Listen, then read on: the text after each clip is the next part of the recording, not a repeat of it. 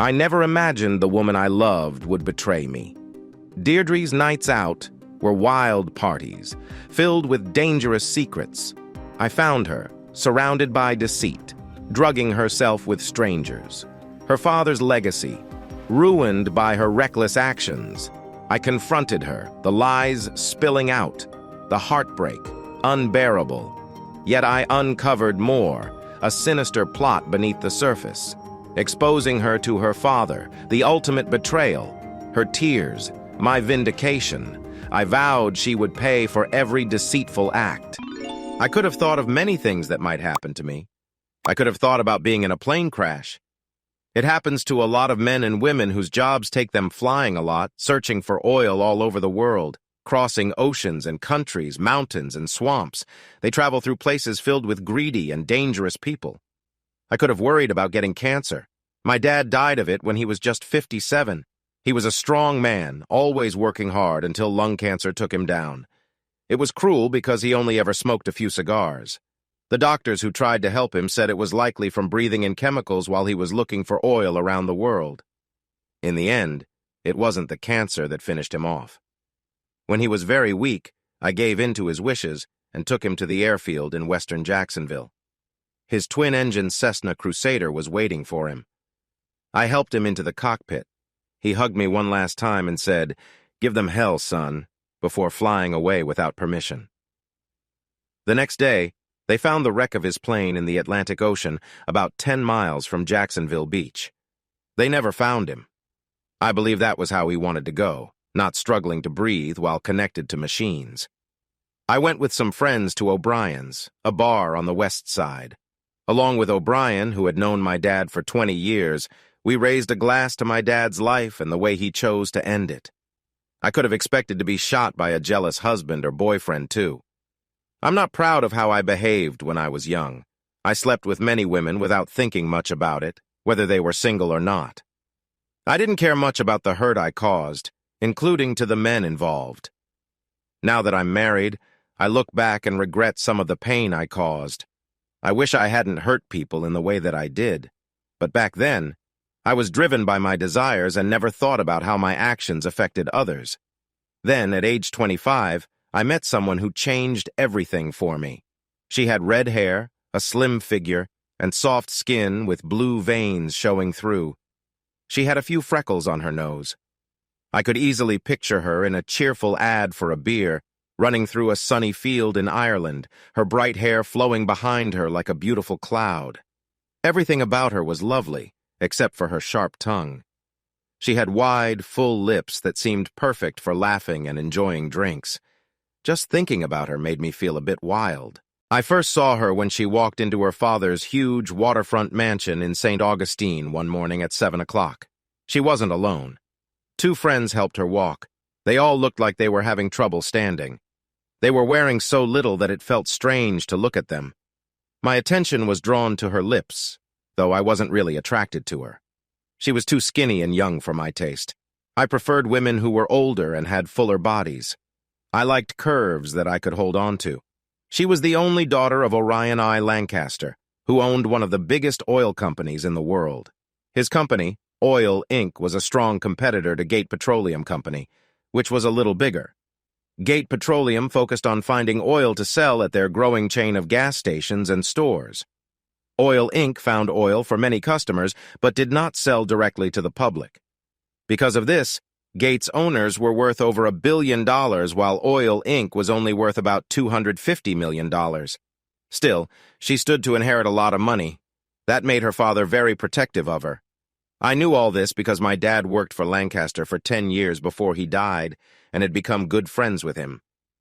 I grew up around the oil business and admired the old man. He had a tough past. His first wife lost 3 babies before Deirdre was born, and after that, she died giving birth.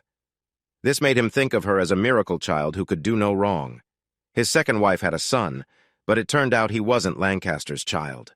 When that came out, Lancaster separated from her and made it clear that the boy would never get any of his money. From a young age, I followed my dad around in the oil business. I was just 9 years old when I started to bug him to take me with him on trips. By the time I was 10, he talked my mom into letting me go. He would bring along books for me to study and hired a tutor when we were back home. As long as I kept my grades up, he told my mom I could travel with him. She worried about it, but he assured her that he turned out fine after experiencing the same thing. Then they went into a bedroom, and Mom said okay. Dad was a good dad and a good husband. But he had grown up in tough oil fields in Oklahoma and Texas. He never thought it was bad for a boy to try some drinks and good cigars. He did draw the line at certain things because he knew he would have to face my mom later, but he could not watch me all the time. While we were at a small fishing place on the coast of Mexico, I met an 18-year-old girl. She had long black hair and looked amazing. I couldn't take my eyes off her. I first saw her at a friend's house. I was 13, almost 14, and she was sweet like honey. We spent 2 weeks together, and I fell in love. But then she left me for a 20-year-old fisherman who came back from a trip and took her away with just a smile. But hearts heal fast when you're 13. I grew up tall and strong like my dad. I liked girls with curves just like him. He had a strong drive for finding oil, and he became a millionaire 3 times before I was 10. Of course, he lost all that money every time. That is why he worked for Oil Inc. and had a steady paycheck. By the time I turned 25, I had worked in many places, from Canada to Mexico, Indonesia, and even Africa. I was away more than I was home, but I graduated and was making a lot of money.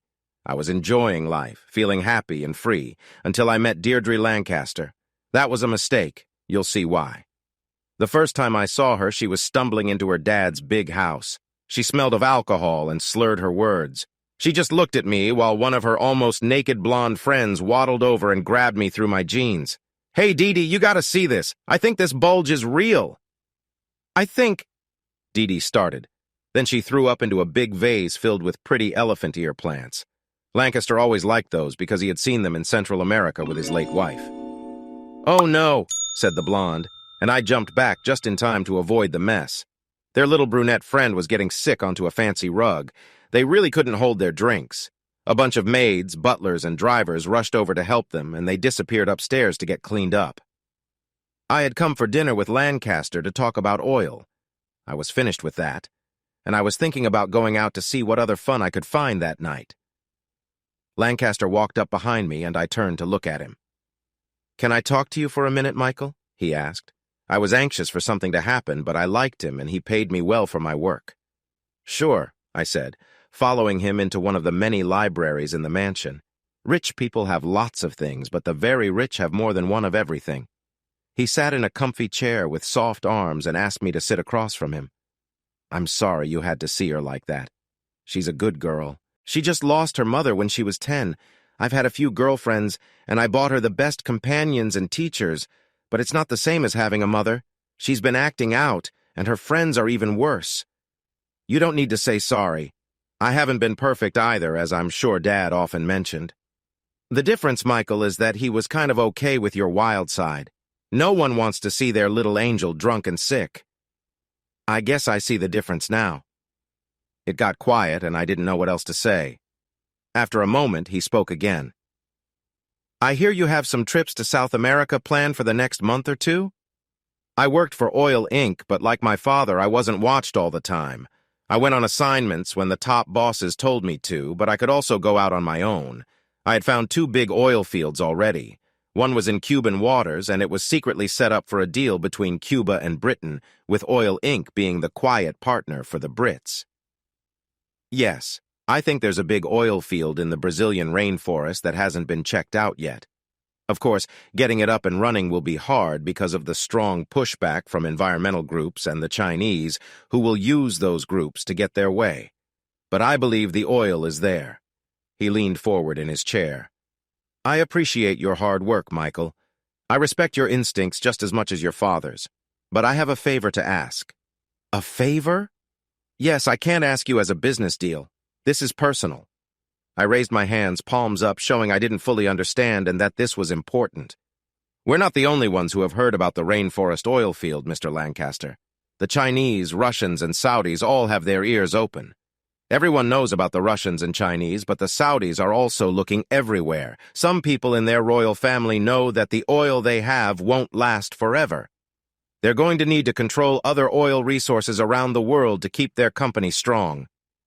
We are ahead right now because we have done some early studies. We've got some key people in the Brazilian government on our side, and we have built good relationships with some of the local tribes. But we are only slightly ahead. That lead could disappear. He reached out his big, rough hand, missing a finger, and placed it on my knee. He wore a suit now, but he had once worked in the field and had many scars. He had lost that finger while building his company. I understand what you're saying, and I've talked to people about your work down there, so I know what I'm asking and I realize the risks. But I need you to stay in Jacksonville for a few weeks, maybe a month. Doing what? I asked. My daughter is on break from the University of Florida. She graduated high school 2 years early and was always a top student. She even moved up a year at UF. She's pausing for a few months before starting graduate school, but she should earn her master's in business administration within a year. I have enough people in Gainesville to keep her safe, and she does well with work that keeps her busy, but she has too much free time here. And how does this involve me? I asked. She's very smart and strong-willed, and people notice her beauty. Men often try to get close to her for their own reasons. She's clever enough to charm most of the male staff I assign to her, and she usually gets the women I assign to her into enough trouble that she slips away from them. I couldn't help but shake my head.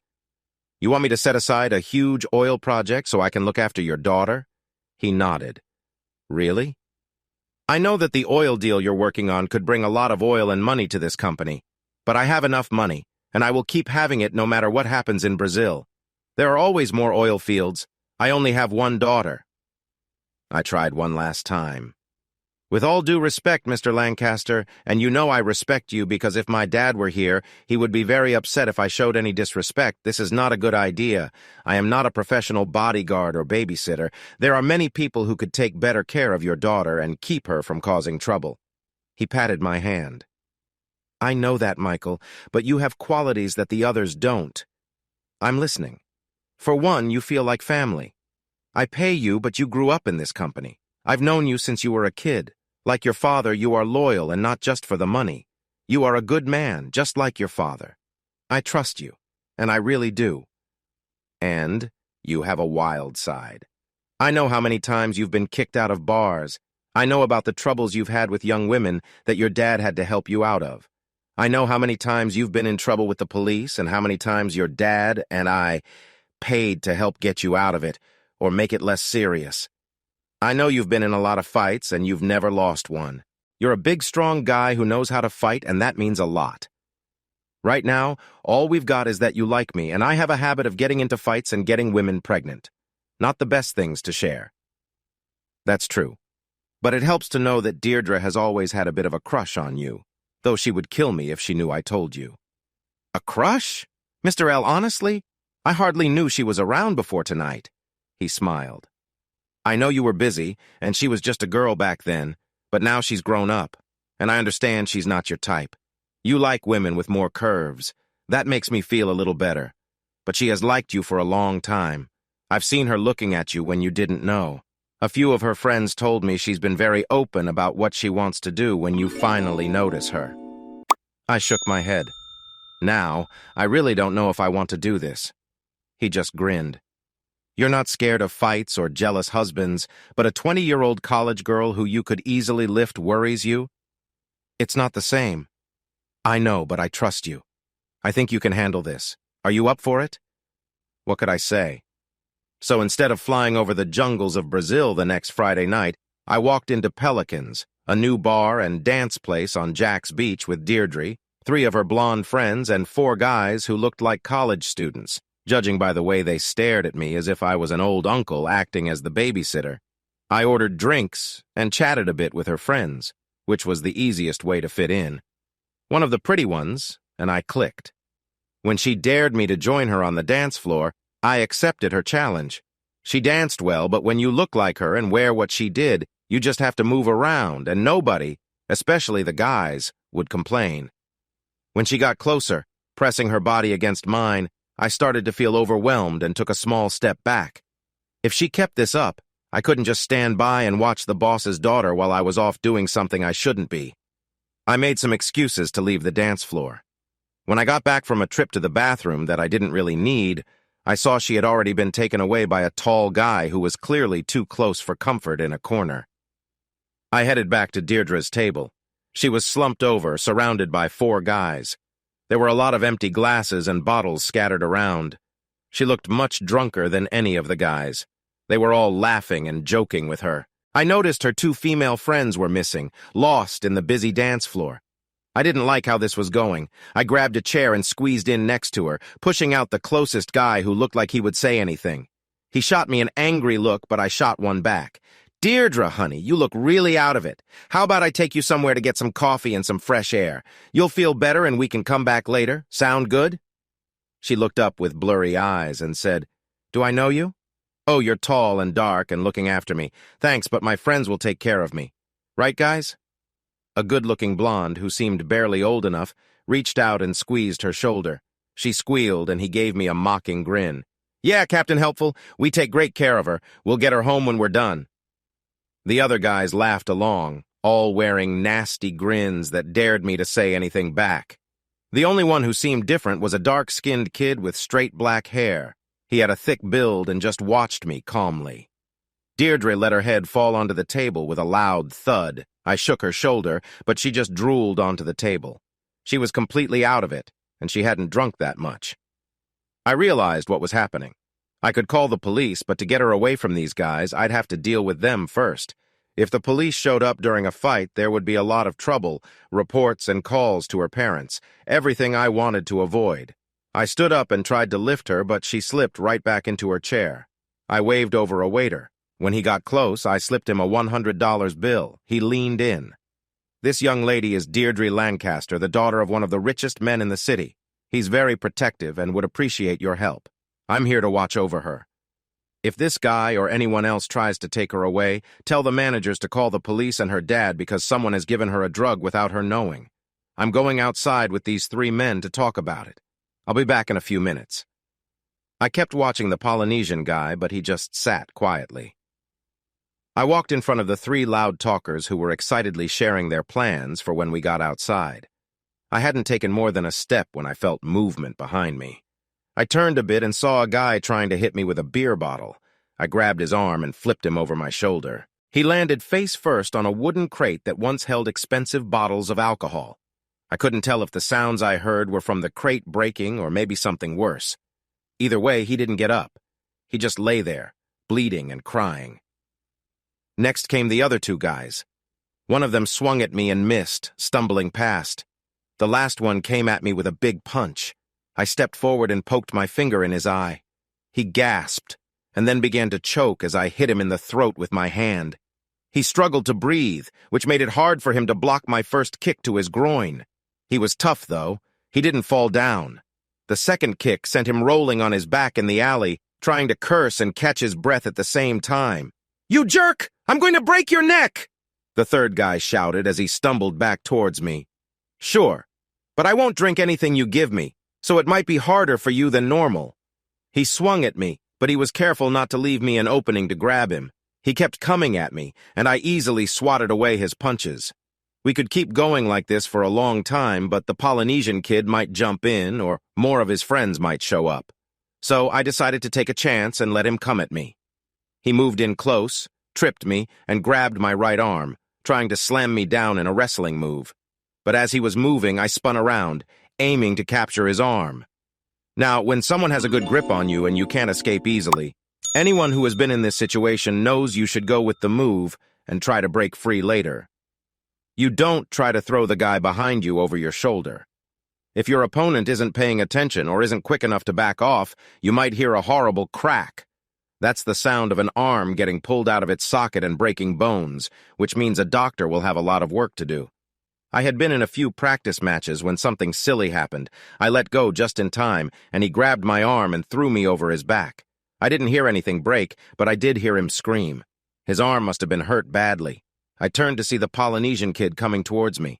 I focused on him and made myself relaxed, ready to move in any direction. I watched his face, especially his eyes.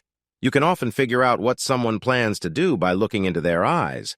"Are we going to fight?" I asked. "You have some training," he replied. "Some in the gym. I've never tried for belts, mostly street fighting. I learn as I go. I said. I figured. I have black belts in karate and judo. I started when I was 4. My dad pushed me, but then I actually liked it. I'm impressed. I've never fought anyone with your skills before. But there's always a first time. He looked me up and down and said, I can take you. No doubt about it. But you're good enough and a bit wild, so you might hurt me by accident. Or I could accidentally hurt you. This was meant to be a fun night out, not a fight for our lives. I got into a defensive position. Our idea of a fun night is very different. Drugging a woman and taking her somewhere to hurt her, that's not fun at all. I don't need to hurt women to enjoy myself. It's sad if you think that is fun. I glanced at his friends who were in bad shape. Whether you hurt me or I hurt you, the police will come. I've told people inside that you were drugging her. If someone dies and many people saw us, the cops will be everywhere. And when her father finds out you drugged his daughter, he won't wait for the police. You will just disappear. People who got rich in the oil business aren't the sort to mess with. He bent down beside the guy with the hurt arm. Bobby, hold on a second, take a deep breath and relax, he said. Instantly, Bobby screamed loud enough to wake the neighbors. Then he went limp. The Polynesian supported his head and carefully laid him down in the alley. A moment later, Bobby lifted his head and said weakly, What did you do? That almost feels better. I just helped with the pain. We need to get you guys to a hospital. Beaches is probably the closest one. Bobby looked over at me. Kill that guy, Mo. Let's just take his arm off. I can wait. Mo looked at me for a moment before turning back to his friend. I think the police will be here soon, and we don't want to get caught fighting. Also, her father will support him, and he's very rich and powerful. I don't want to get involved with him. Are you scared of him, Mo? I've never seen you back down before. I'm not scared of him, but your arm is hurt, and it can still heal. You might have a chance to play in the minors. If he hadn't let go of you, your arm could be gone. You could still have it, but it would hang uselessly for the rest of your life. All your dreams would be lost, all for a girl. That's insane. If I take him out, my life is over. What kind of night is that, Bobby? You're risking everything for a girl. You might throw it all away for her, but I won't. Mo turned to me. I know what you did for Bobby, and I thank you for it. Let's drop this, and we can part without issues. I stared at him, trying to understand what he was saying. No issues? You're crazy. You were trying to hurt the daughter of a man who's been kind to me. You think I can just forget that? No way. I'm waiting for the police, and if you want to come after me, go ahead. You might not be as tough as you think. He shook his head. You really don't get it, do you? You think we were trying to get her drunk to take advantage of her? Well, yeah. Go talk to some waiters or a bartender. Take her somewhere quiet and have them check her for drugs. What? Yeah, it's starting to make sense now. The test will show she has some stuff in her to help her relax, but she's acting the rest. Some waiters and bartenders will tell you we've taken her out of this place drunk more than once in the last 6 months. She knows us, and she goes along with it. When we get somewhere private, we all sleep with her, and she enjoys it. Your innocent girl loves it and acts like a victim, but she really enjoys it. You're saying I tried to wrap my mind around it. I had heard about role play before, but this seemed much more intense than anything I knew. Yeah, I'm saying we're not bad guys. We just found a girl who really likes to have fun, and we're happy to join her. He looked down at his friends. Your choice. If you call the cops, it will be awkward for us until the lawyers show it was just rough fun. But it will come out. Your friend might be the one who feels really embarrassed. Bobby down there has a dad who has helped both Republican and Democrat governors for 20 years. He is not going to let Bobby take the blame for this. He's important enough to make things hard for Bobby's dad. Do you still want to call the police, or can we just leave? You could take her somewhere safe to help her wake up and come up with a story her dad would believe. If he was lying, it would be easy to find out, and I could always track them down later. But it made more sense to get her away from here and the police. Take your friends and get out of here. I'll let this go unless I hear your story is a lie. You seem smart, so you should know that this can't end well, no matter how much money Bobby's dad has. Even if this is just a joke, one mistake could lead to someone getting hurt or someone having a bad reaction. You could end up with a police record. I know it isn't hard to find people to have fun with. You don't need to be doing this. He bent down and helped Bobby stand up carefully. Take care of her, and let me handle my friends. I walked back into Pelicans and found Deirdre at a table in the back, her head down on the table. A couple of waiters came up to me, one of them asking, "Police?" "No, we'll take care of this ourselves." I shook her gently, but she just moved her head and mumbled. I didn't know if she was pretending or if she really had too much of something in her system. I gave a waiter my parking slip and then picked her up like she was a small child. My only worry was whether she was going to get sick all over me. Luckily, she didn't. I got her to my 2001 Jeep Cherokee Sport. The parking attendant opened the passenger door for me and I placed her inside. Then I found a motel on Atlantic Boulevard, away from the beaches, after stopping at an all-night coffee shop to buy 3 large coffees and 2 Big Macs at a 24-hour McDonald's. Once I got her inside, I brought in the coffee and burgers, locked the door, and sat down on one of the 2 double beds next to her. Her bright red hair spread out on the pillow. It was so red it almost didn't look real. She was snoring, her small chest moving up and down. Between snores, her lips moved, and I could almost hear some words. She wasn't really my type, but her full lips looked soft, and somehow that made me feel something. Her skin was freckled and very pale, like white paper. I looked at her chest, and her skin there was so thin I could see light blue veins under it. The only light in the room was from the lamp beside her bed. Under the soft light, she looked almost otherworldly, not quite like a normal person. I generally liked women who felt solid and real, but I couldn't deny she was very pretty if that was your type. Deirdre. Deirdre.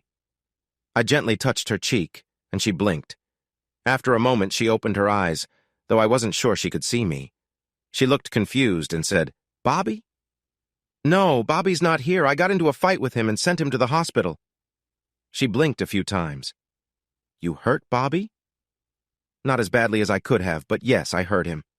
"You jerk." "I'm sorry, but when I think a girl is being given drugs to take advantage of, it really makes me angry. I didn't know you all were partying." She tried to lift her head, but quickly fell back down. "I'm dizzy." That can happen when college kids are using strong drugs. Sometimes everything goes well, but other times it can end badly. I'll say it again. You're a jerk. I would have been okay. Maybe you would have been, but if you're going to get into this kind of trouble and you know your dad has someone watching you, you should let me know. I don't want to end up in jail or hurt your friends. She lay back, taking slow breaths. "You're not going to throw up on me, are you?" With her eyes still shut and breathing through her mouth, she replied, "I don't think so." I sat next to her on the bed and lifted her a little. "What are you doing?" "It's easier to drink hot coffee sitting up, and I think you need it to feel better." "I don't want any. Trust me. Hot coffee is like a magic cure-all. Just try it, okay?" I picked up a cup of strong black coffee and held it to her lips. She spat it out. "That's too hot." "It's supposed to be. Blow on it a bit to cool it down, then take a sip." After a few tries, she managed to drink a good amount, then she spat it out again. "Ugh, that's black coffee. Who drinks it black?" "I do sometimes, but it can help clear your head. Just hold your nose and drink more." "I'm going to tell my dad you took me to a motel room when I was drunk. He'll fire you, and no one will hire you in the oil industry, no matter how good you are." I held the coffee to her lips again. "2 things. Your dad won't do anything to me once he hears what you've been up to. He might even send you away to a strict place. And if he did try to blacklist me, there are still many companies that would pay me well, even more than he does. Oil companies really don't care about people like us.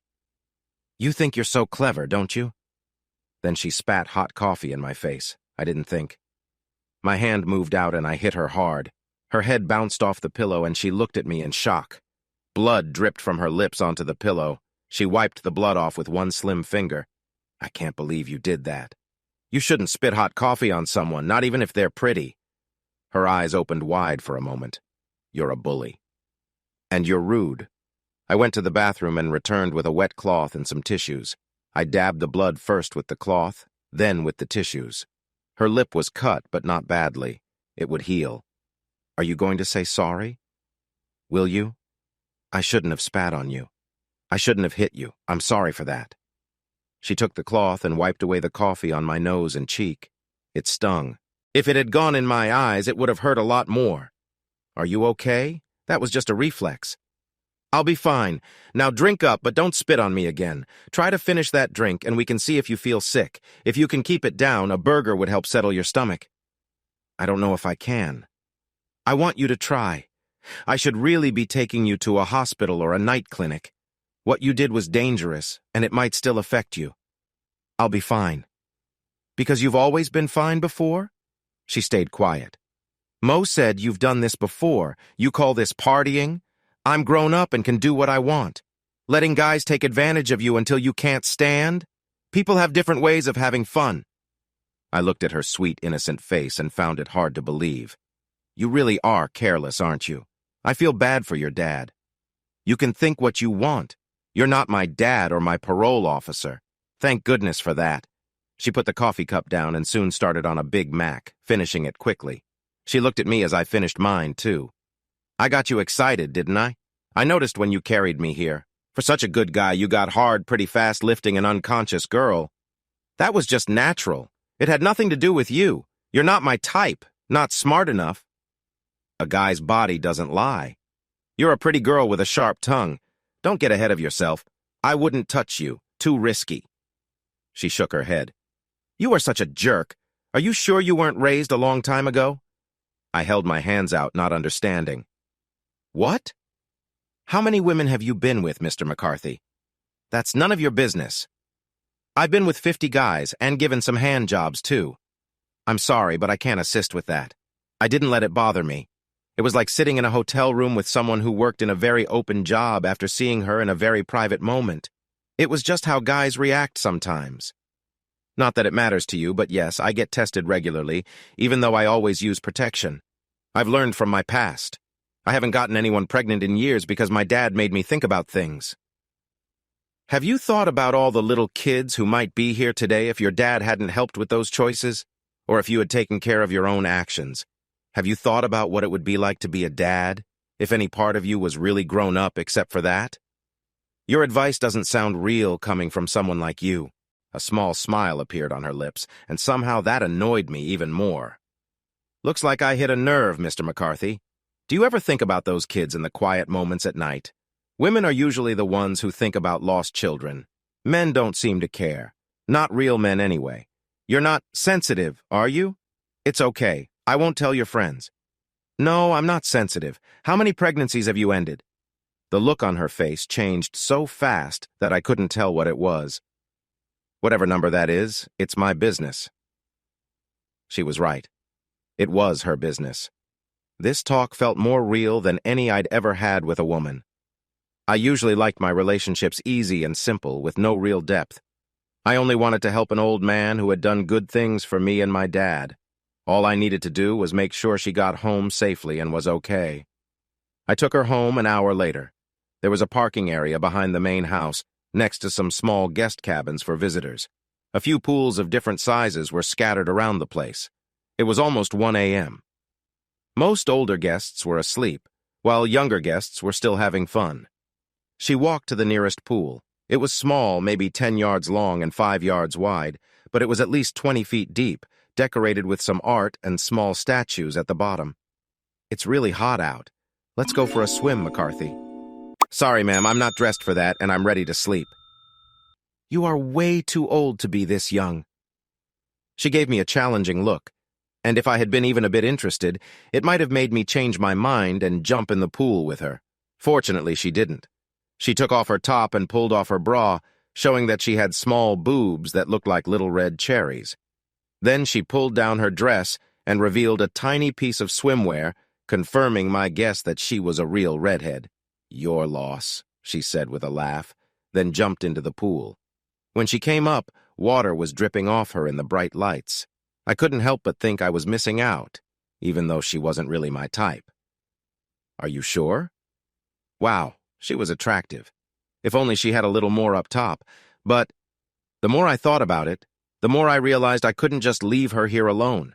She might call other guys, and then we'd be back where we started. Plus, I didn't want to upset Lancaster. He had asked me to keep an eye on his daughter, and here I was losing track of her right after seeing what she was up to. She splashed me with water. Then she splashed me again. After the third splash, I took off my shoes and jumped in after her. I didn't take off my clothes because I really didn't want anyone to come out and see me like that with the boss's daughter. It would be awkward, even if I could explain. Of course, she climbed out on the other side of the pool. She leaned over the edge and teased me. It was hard not to notice how she looked as the water dripped off her. "Why don't you come catch me, McCarthy? You're a grown man and I'm just a little girl." I stared at her, staying in the water and trying to stay afloat. My wet clothes were heavy, making it harder to move. She was wiggling in a way that caught my eye. "What's wrong? Those big muscles might impress some girls, but they're slowing you down, aren't they? You're big, but I can move faster than you can. You couldn't catch me if you tried." She thought I would try to get out of the pool. I surprised her by just staying where I was. "No sense of adventure, McCarthy? Do you only like big girls who throw themselves at you? I think I'll leave before you can catch me. I'll call some friends and find a party. Then you'll have to explain to my dad why you let me escape when he asked you to keep me safe." I looked into her bright eyes framed by her wild red hair and wished she were older. When she grew up, she could be the kind of woman who really gets to you. But right now, she was just being a pain. "I'm not chasing you, Deirdre. If you want to jump back in for some fun, I'm ready. If you want to run away and have fun all night, that's your choice. I'll let your dad know what's happening and he can worry about you. If he wants to fire me, that's fine. I'll find another job." "You're no fun, McCarthy. I'll give you another chance, just to be nice." She jumped in and swirled around me like a shiny red-haired fish, laughing until I reached out, caught her wrist, and pulled her closer. She protested, but I wrapped my arm around her waist, grabbed the ladder, and climbed out of the water. I carried her under my arm toward the main house while she kicked, scratched, yelled, and called me names. I stomped into the main house, making a squishy sound as I walked, with a red-haired girl shouting for help, claiming kidnapping and call the police. Butlers, maids, and security guards rushed in. When two big men grabbed me to make me let her go, I released my hold. Many people here knew me, but she was the lady of the house. She was talking to a couple of maids and getting ready to leave when Orion Lancaster, dressed in a fancy gown worth a lot of money and rubbing sleep from his eyes, walked in. "What is going on here, Michael?" "Dad, he grabbed me and he's going to tell you lies. Don't believe him." "Michael, can we talk privately and have your men hold on to Deirdre?" Once we were in the library, he turned to me and said, "Now talk." I shared everything with him, and I could see the shock and sadness in his eyes. She might think she was grown up, but she was still his little girl. "Honestly, Mr. Lancaster, if she was just having fun, I wasn't going to tell you. Lots of girls her age do the same, but what she's doing is risky. They're using drugs that can make people lose control, possibly worse. Like I told the guys planning to party with her, people make mistakes. Sometimes women who are drugged never wake up. It's dangerous for her to keep living like this." "Are you sure you're being honest with me?" "I swear on my father's grave." Two security guards brought her into the library. She struggled to meet his gaze, but when she did, I could see she was his daughter. She had his strong will. "I guess he's told you lies, Dad? And you believe him without hearing my side? Tell me the truth." She looked down again and then back up. "Okay, I was partying. I wish I could say I'm still your innocent little girl, but I can't. People grow up. I like being with men. You let your friends take advantage of you and put you in danger?" She shot me a furious look. "It's not taking advantage. It's consensual. It's a fantasy. No one gets hurt. I date nice guys, like students and sons of people who have big businesses, almost as big as yours." He looked at her hard, and I felt relieved I didn't have kids. No one to hurt me like that. "Do you always use protection when you're with these guys?" "Mostly," she replied. His expression shifted. "So you take a risk by using untested drugs, and now you also risk getting sick from things like AIDS and who knows what else." She stayed quiet. He walked over and held her face gently. "You're the only part of your mother I have left. You will get a lot of money and a big company when I'm gone. Are you ready to throw all that away for some fun in the bedroom?" "I'm young. It didn't have to be this way. You could have let Julian stay with me. He loved me and I loved him. I wouldn't be doing all this if you hadn't scared him away. You should have let me be with the man I chose." He gripped her face tighter and she flinched. That guy made you do something terrible so I wouldn't know what was happening. He got a 16-year-old girl he should have been helping pregnant. I didn't even have to scare him away. I offered him $1 million to leave you, and he was gone right away. He left because he knew you would hurt him if he stayed. It doesn't matter. You are being watched all the time. Security will follow you everywhere, whether you go to the bathroom, the movies, or back to class. You will be tested for drugs every day. You can't do that. I'm over 18, I'm an adult. You can't keep me here against my will. I have rights. I can have you committed for 60 days or maybe longer if drug tests show that you might hurt yourself. I can find a friendly judge to keep you in a private facility for 6 months for more help. You won't have any days at the beach, movie outings, or parties. Choose. Stay here and follow my rules with a strict tutor, or I'll keep you locked up as long as I can. You would do that to me? To keep you safe? Yes. Before I could react, she lunged at me with her nails and teeth. Luckily, I was bigger than her, and it wasn't hard to keep her away. The 2 security guards pulled her off me. Once she was gone, Lancaster looked at me and said, "I know she's really angry right now, but she'll calm down. Thank you."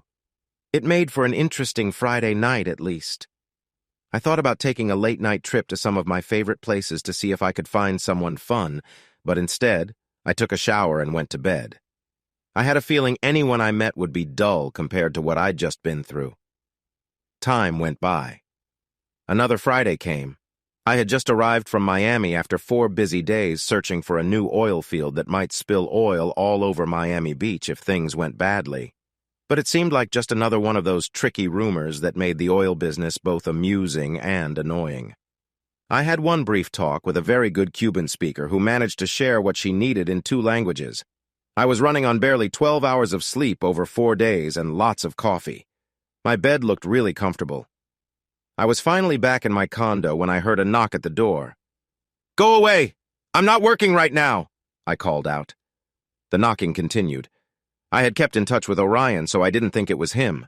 When I opened the door, Deirdre was there with 2 pretty women who were trying to hide the fact that they were pregnant. But it was clear. They looked like female security guards. "What do you want?" I asked.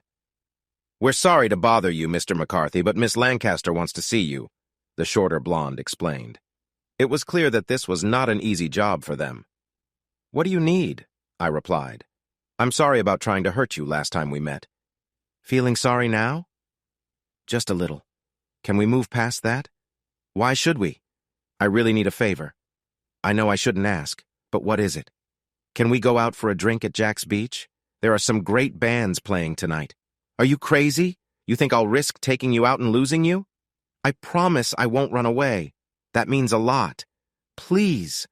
She looked at the 2 women beside her, then said, "The people who take me out never know anything about music after 1995, and they have no fun. Staying in and reading is better." I glanced at the security women. "Is this okay with Mr. Lancaster?" "He said he trusts you," one replied. I could barely keep my eyes open, and my bed was really tempting. I'm not sure why I said yes, but I think it was the moment things began to go wrong in my life. We drove down from St. Augustine on US 1. As we got closer to Jack's Beach, the traffic got worse. When we got to the beach area, it took 30 minutes to move through 4 blocks filled with partygoers. I finally found a parking spot after paying a guy $50 for his space near the beach. We were just 2 blocks away from a line of bars and night spots, each with a mix of bands. I didn't hold on to Deirdre, but she didn't run away either. I just kept an eye on her as we walked into the first bar. It was packed, not with space to stand, but barely enough space to breathe. The air was thick from the crowd. After 3 beers and seeing a couple of bands I had never heard of but were okay, Deirdre leaned over and said, "I have to go to the bathroom." She skillfully moved through the crowd, and I watched her go into the bathroom. I put down some money on the bar to pay our bill and went outside. I walked around to the back and up the alley that went the whole block. I saw a few drug deals happening, but when I got some tough looks, I just stared back. The people went back to what they were doing. I reached the back of the bar we had been in. A tall guy with messy blonde hair looked at me and seemed to know me. He lifted his hands and tried to act tough. "Leave. She won't be free tonight. If you don't get out of this alley, I'll hurt you." I stepped closer and hit him hard in the nose. I heard a crunch, and he fell to his knees, crying and holding his nose. It must have hurt since he wasn't used to being hit like that. I helped him up and sent him away. Then I stood to the side and waited.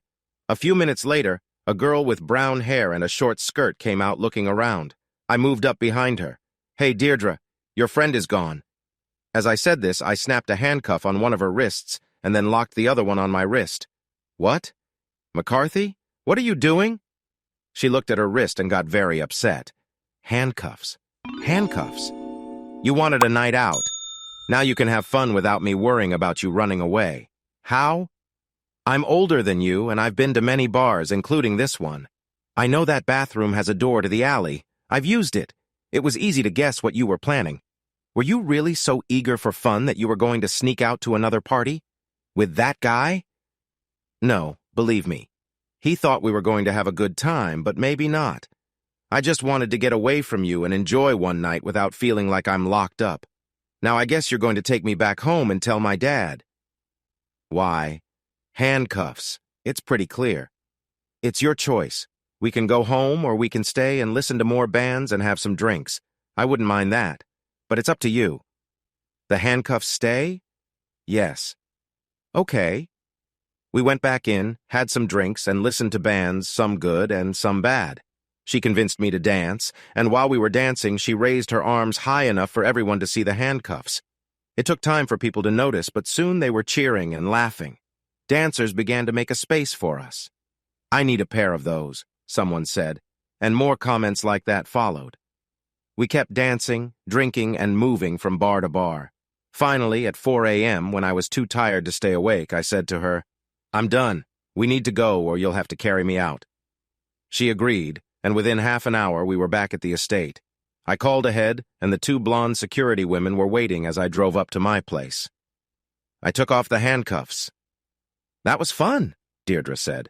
Her hair was all over her face, and she looked a bit flushed, her lips bright red. "I'm glad you liked it. Now leave so I can sleep." "Okay, but first..." She leaned in and kissed me gently. It was soft and unsure. For a moment, she seemed different. Then she opened the door and went to the security ladies. I got up and went to my condo, barely making my bed. I didn't even change my clothes. I think I was awake for just a moment before my head hit the pillow. But even in that quick moment, I felt something uneasy. Things had changed, and even if I didn't know how, I felt it wouldn't end well. I didn't see her for 2 weeks.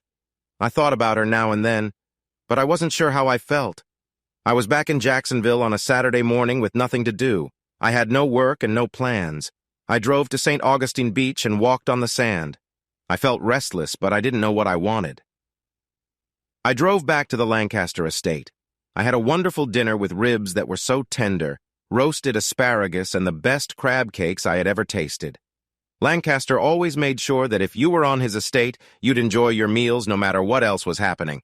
After dinner, I sat on my bed and sipped some good bourbon from the bar, again thanks to Lancaster. I didn't want to watch TV, go to a movie, or seek out fresh company. It was odd, but everyone needs a day off sometimes to relax. Then there was a knock at the door. I had a feeling I knew who it was, but if she wanted to go out, I would have to say no. I wasn't in the mood to be good company. She stood there wearing bright red shorts and a matching top, looking very eye-catching. In one hand, she held a paper bag, and in the other, a stack of DVDs. I looked around for her assistants. They were there trying to be invisible, but they were still watching. "I'm afraid tonight isn't going to work out, Deirdre. I'm not ready to party." "That's fine. Neither am I. I was hoping we could just hang out, smoke a little, drink some, and watch DVDs. I don't know about that. I promise I won't spill coffee on you again. I'm bored. Maybe if you relax a little with me, you'll feel better." The story of my life isn't exactly bright. I should have said no, but I said, "All right, come in." We smoked and drank, watching 2 movies that wouldn't come out until next year, Men in Black 2 and Jason X. One was okay and one wasn't good at all. We made silly jokes about the one that was bad.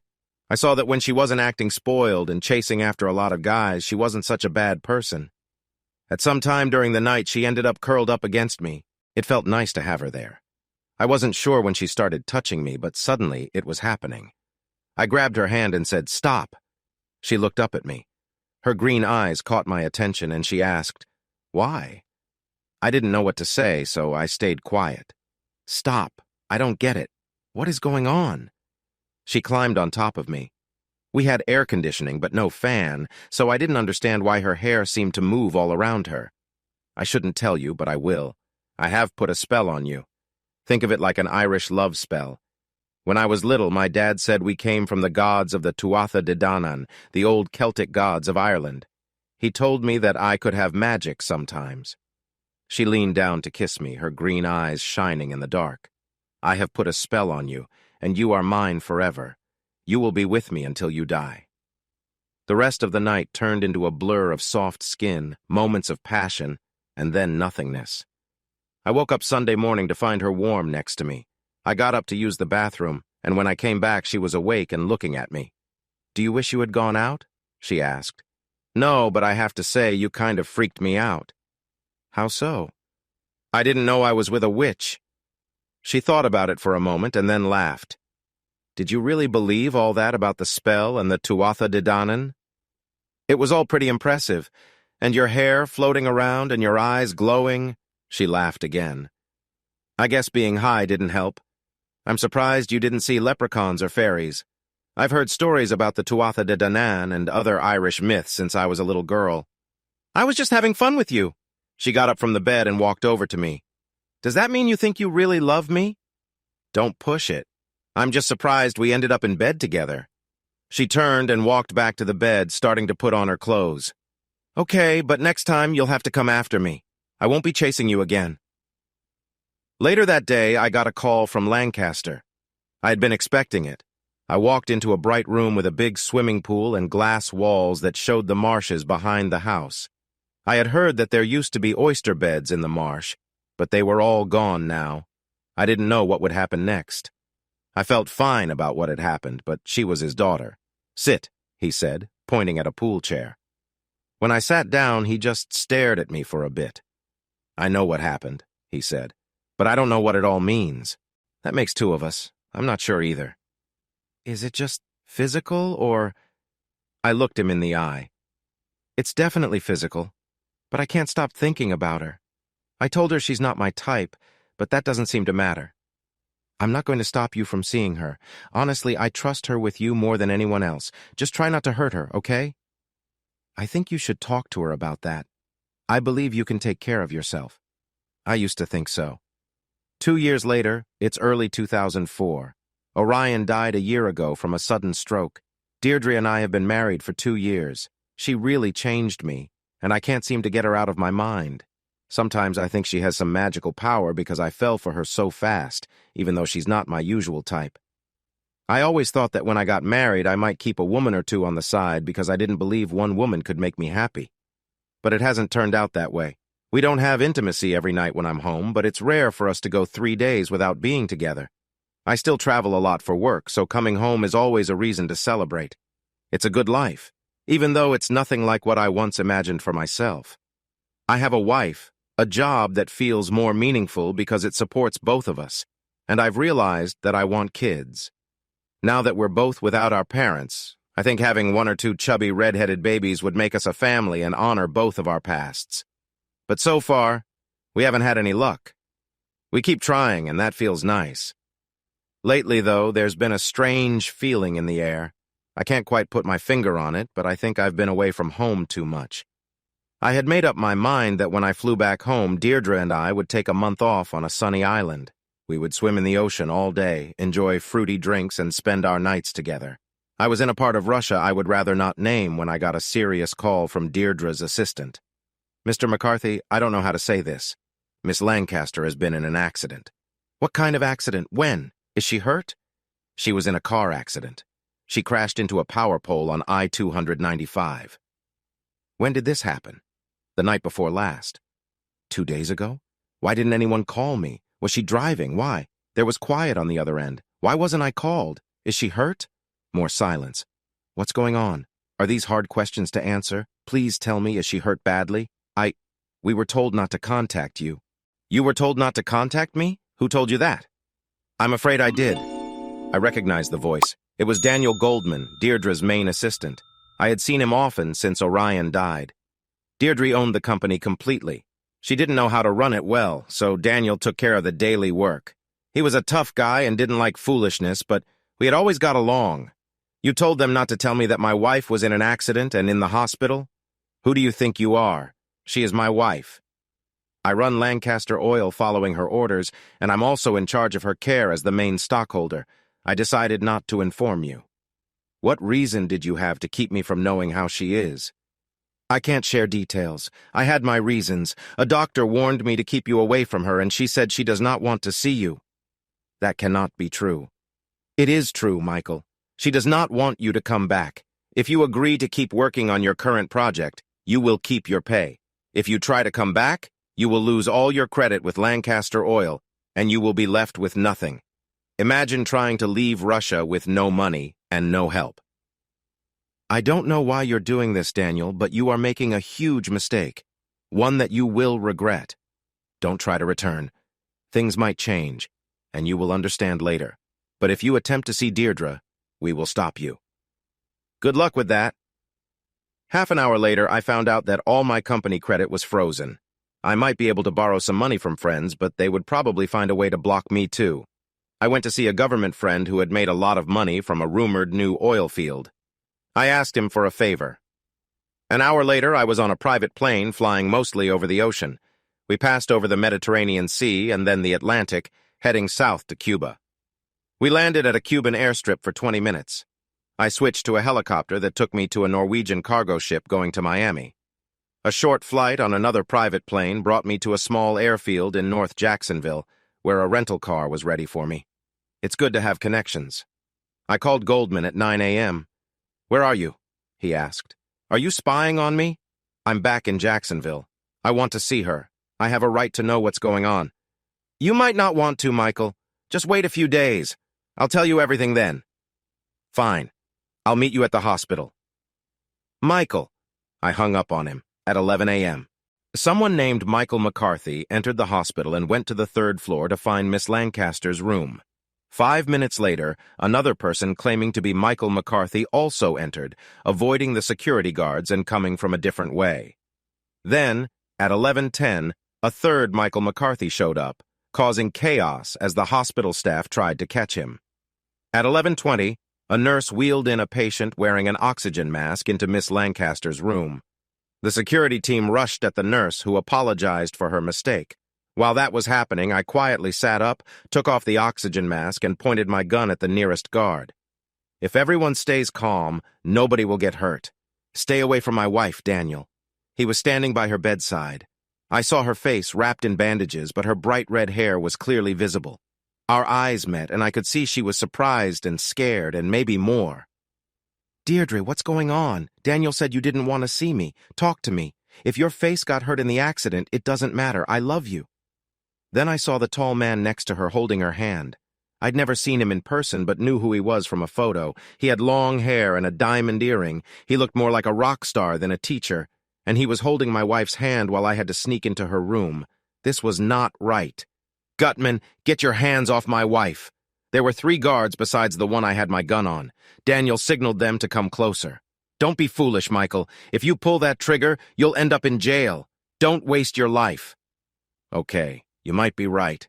I raised my knee hard and hit the security guard in front of me. He fell down. Another guard tried to hit me, but I twisted to the side, grabbed his wrist, lifted him onto a gurney, and pushed it away. The gurney rolled out the door with him on it just before I heard loud crashes behind me. The biggest guard came at me, arms open wide like he wanted to hug me hard to stop me. He thought using his weight would help take me down.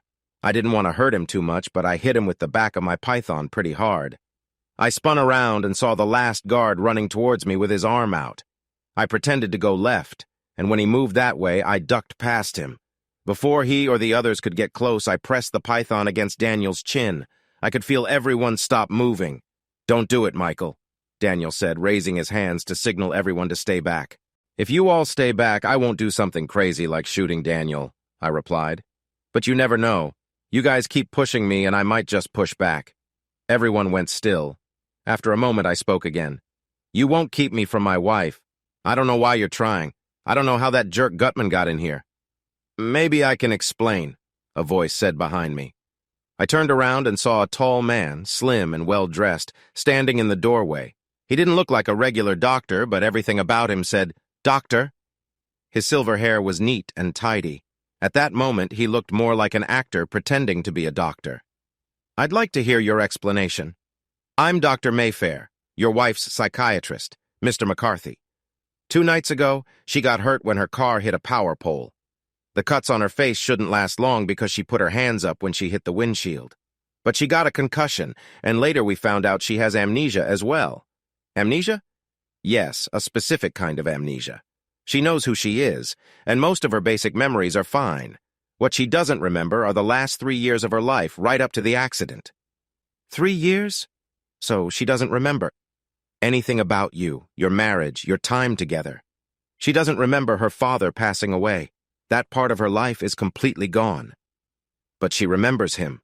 I pointed at Gutman, who was smirking at me. "Yes, Mr. McCarthy. She remembers him as the person she loved before everything changed. When she woke up, she called for him. She felt very upset until they found him and brought him to the hospital. I watched her holding his hand tightly, as if it was the only thing keeping her safe from a big storm." "Okay, she doesn't remember me. But I've known her longer than 3 years. You must have told her we've been married for 2 years. She doesn't remember you from before. They showed her your picture and told her what happened. But she didn't take it well. You have to understand, she woke up in a world that was very different from the one she knew. She got so upset that I recommended her team wait a few days, maybe a week before letting you see her. She needs time to adjust to her new life. If she gets too upset, it might make her memory problems worse." "Could you please remove that gun from under my chin?" Daniel asked, touching it very carefully. Then, "I know you from the last few years, Michael. There was no way you would stay away if I said the doctor wanted you to do that. I thought if we could keep you in Eastern Europe, it would give us time to help her and prepare both of you for what happened." He smiled at me. "I guess I was foolish. I knew you were stubborn, but I forgot you've been dealing with risky and illegal things since you were a teenager. I thought it would be difficult to keep you away, but not impossible. Listen, Michael, even if you're mad at me right now, know that I did this because the doctor said she needed a break from you to get better." I kept the gun where it was and turned back to Deirdre. "Is this true, Deirdre? You don't remember me, and just thinking about me makes you upset?" "Yes, Mr. McCarthy. They told me we were married and showed me pictures, but it doesn't feel real. I don't remember you or why I married you. You don't even seem appealing to me. I can't picture us together, much less." She shut her eyes, her voice rising. "Please, get him out of here." Mayfair said, "Get him out. Her blood pressure is going up. We can't let anything affect her brain and nerves. Now." "We need to leave," Daniel said. "Okay, but Deirdre, they told me you don't remember me at all since you woke up. Is that true?" She opened her eyes. "No, I have no memory of you at all." I handed the gun to Daniel and let the security guards lead me out of the room. Police officers were waiting outside. Daniel waved to them. "This was just a little misunderstanding, gentlemen. There's no issue, and I'm sorry for bringing you here." After they left, Daniel said, "I'm keeping this," waving the python in the air. "But I know you can think of more. You can go now, but if you come back to the hospital, I will have you arrested for hurting my security staff and for trespassing. Don't come back to the Lancaster estate. You'll be shown the way out. Your job at Lancaster Oil is over. Your pay is stopped. I trust you will find another job." I shook his hand. "Thank you for not pressing charges and letting me leave. Please tell me if anything changes or if she remembers anything. You'll be the first to know." I walked out of the hospital with 3 security guards beside me. I looked back once. Everything seemed to be against me. But I had one strong point. I knew she was not telling the truth, which made her story about forgetting everything a lie. I wished I didn't know that. I wanted to believe she really lost her memory and that my Deirdre might come back to me. But I now knew that was just a sad wish. I had to learn to live my life by myself. June 4, 2004. The sign above the big 3-story building 2 blocks from the courthouse and 2 blocks from the police station said, "Bailey, Devon, Martin, and Wilkes" in big golden letters. I heard a joke from guys working at Lancaster Oil that the letters were made of real gold. Bailey and Wilkes was one of the older and more successful law firms in Jacksonville. They made a lot of their money by representing Lancaster and his oil company for almost 30 years. Mort Bailey was also friends with Lancaster before he passed away and was Deirdre's godfather. So I knew what I was getting into. I had received several emails and one friendly call from a very charming woman at the firm, inviting me to talk about Deirdre in a casual and easygoing setting. I had no doubt they were likely planning to take advantage of me in this easygoing setting, and assumed I'd be like a sheep among hungry wolves. Before I got out of my 2003 Jeep Liberty, I made a few quick phone calls. After my last call, I locked the car and stepped out. This part of Jacksonville was full of lawyers. There were more law offices in 1 square mile than anyone could imagine. It was a wonder that the area didn't smell like smoke. Even though the streets were often filled with police and sharp-eyed lawyers, this part of town was also crowded with drug users and dealers ready to take your money without a second thought. It's never a good idea to walk around late at night unless you know what you're doing, and it's smart to keep your car locked. I walked through the front door and took a deep breath. I could smell money and law books mixed together. A woman with bright red hair was wearing a dark dress that made her look sharp. She looked up at me and smiled. "Good afternoon, sir. How can I help you?" I smiled back, even knowing she was one of the people I had to be careful of. "I'm here to see Mr. Bailey or someone from his team. I'm Michael McCarthy." Her smile faded just for a moment. Then she said, "Oh, yes, Mr. McCarthy. They are waiting for you in the conference room on the 3rd floor." She pointed to someone next to me, and a tall man appeared. He was about 4 inches taller than me and dressed smartly. However, I noticed a gun hidden under his jacket, short hair, and a serious look. He didn't seem like a lawyer. I had seen men like him in tough places, but I didn't expect to see him in Jacksonville. "If you don't mind," he said, motioning for me to raise my arms. "What if I do mind?" I asked. "That would be unfortunate, sir. My job is to keep this building safe, and I can't let you go up until I check you for weapons." "Are you serious?" "Absolutely. You may not know, but there have been several incidents in the city where angry clients have harmed lawyers or their staff. One lawyer was shot in the courthouse. Mr. Bailey and his team deal with very emotional cases, so no one can go up without being checked." I raised my hands, and he searched me. He took out a few items, but gave them back after looking at them. I turned around so he could check my back. "Please follow me, sir."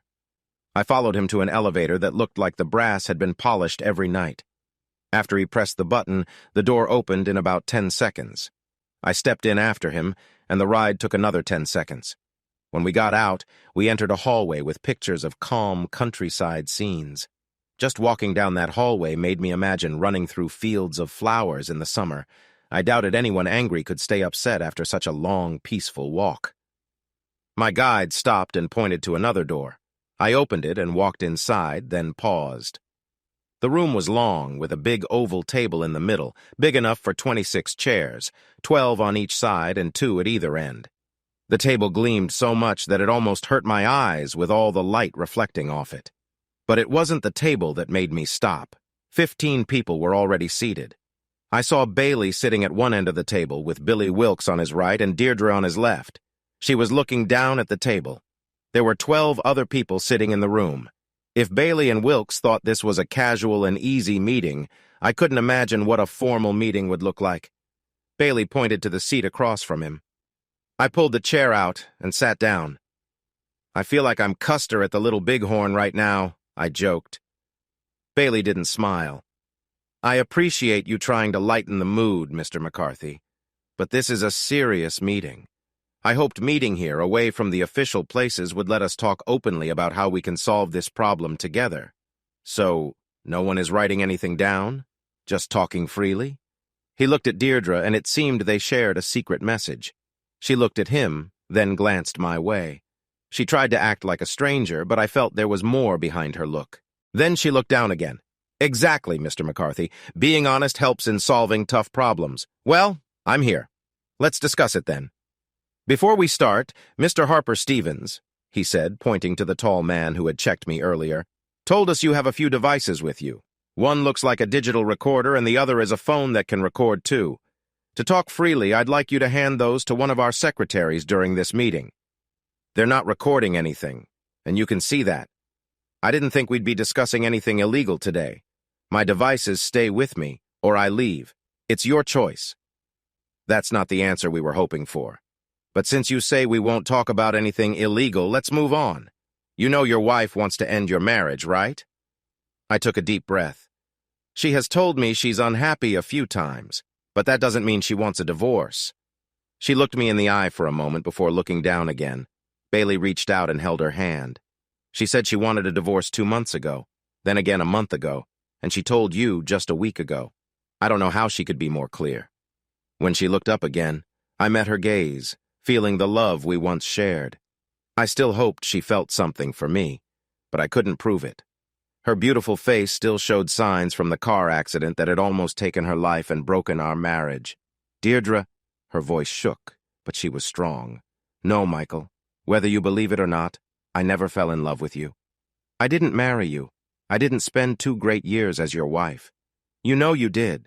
It doesn't matter if you like it or not, it's true. No, she said, her voice shaking for a moment. I know what you say, and I know what others say. I've seen the wedding pictures, but none of that matters. I never met you. I never fell in love with you. I didn't live with you for 2 years. To me, none of that is real. Not remembering doesn't change what happened. It doesn't make a marriage disappear. It changes love, she replied. I don't know you. I never loved you. When you touch me, it feels like a stranger is touching me. How can you expect me to feel close to you when we've never been close? This feels like a bad dream I can't escape. All I want is for this, for you, to go away so I can go back to my real life. It seems simple, Mr. McCarthy, said Wilkes, another partner, his voice smooth. No matter what happened before, you're not married now. Maybe in law, but in real life, there is no marriage. I thought lawyers believed in the law. Bailey shook his head with a hint of a smile, but it wasn't full. Lawyers don't really believe in the law, Mr. McCarthy. We believe in our clients. The law is just a tool we use to help our clients. It seems like if you cared about your client, you would help her agree to my request to go to marriage counseling while she sees the best doctors to help her remember. That's your idea of what's best for Miss Lancaster, Bailey said. She believes her best choice is to end this non-marriage and go back to her old life.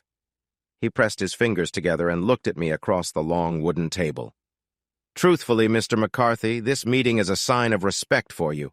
I understand your feelings. If I were in your shoes and about to lose my wife, who looks like the woman I married but seems so different, I would fight just as hard to keep her. But the hard truth is that you have no control here. Florida is a no-fault state. If Miss Lancaster wants a divorce, she will get one. You can resist, but you will lose. I'll still fight it. Why?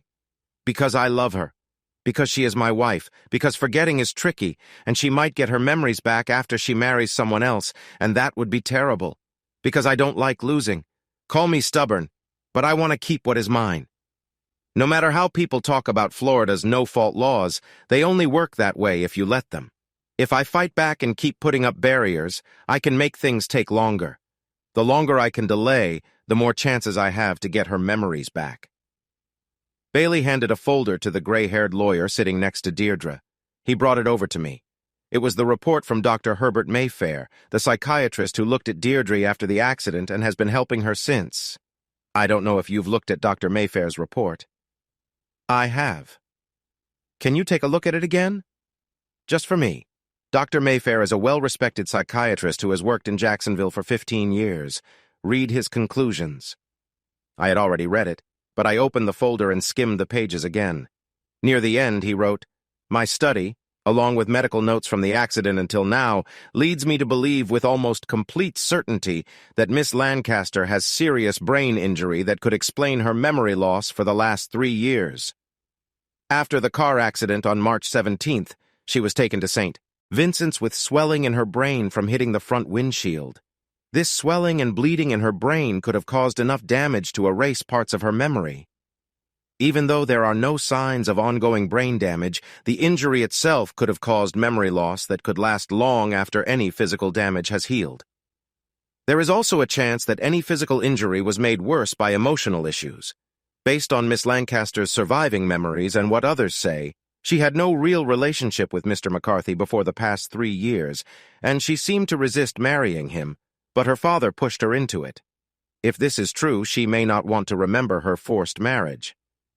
In summary, it is my expert opinion that trying to bring back her lost memories is not only very unlikely to work, but it would also go against her mental health.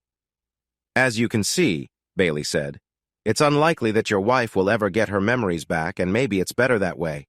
Any expert will tell you that memory loss is still a complicated issue. Are you really willing to risk your wife's happiness on something Dr. Mayfair says is very unlikely? I could argue about the claims that Deirdre was unhappy during our marriage. Maybe she was acting, but I didn't believe that. I wanted to keep this meeting moving forward, so I picked up my phone and pressed number 1. Everyone at the table was looking at me, so I said into the phone, "It's time. Please come up." Bailey asked, "What is going on, McCarthy?" But I cut him off. "You never said I had to come here alone to deal with your lawyers. I want to bring someone with me." Bailey stared for a moment, then he told his bodyguard, "Go downstairs and meet whoever it is. You can send him down, but it's a waste of time. No one will believe he is dangerous, and if your guy touches him, you will be the ones facing a big lawsuit."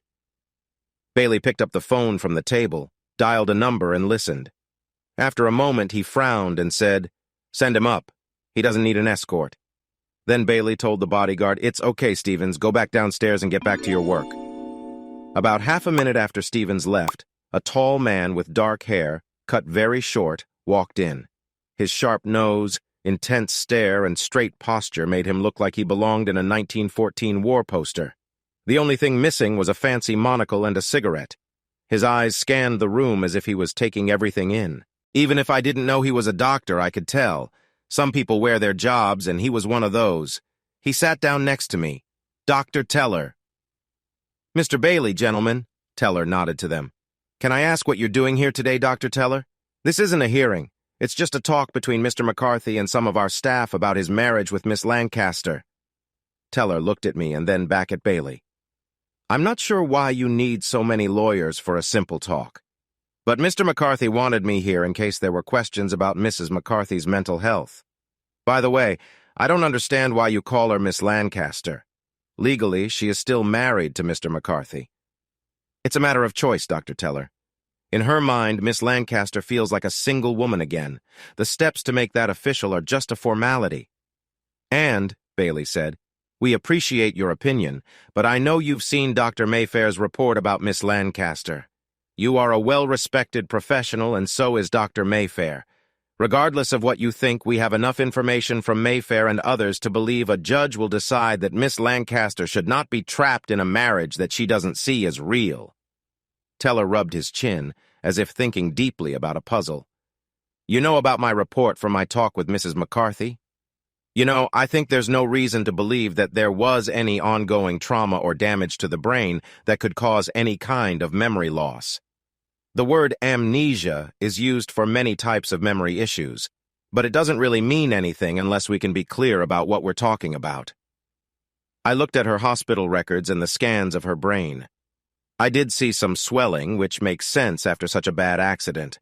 But there's nothing that shows the kind of damage that would lead to a big memory loss, especially one that only affects a certain time period.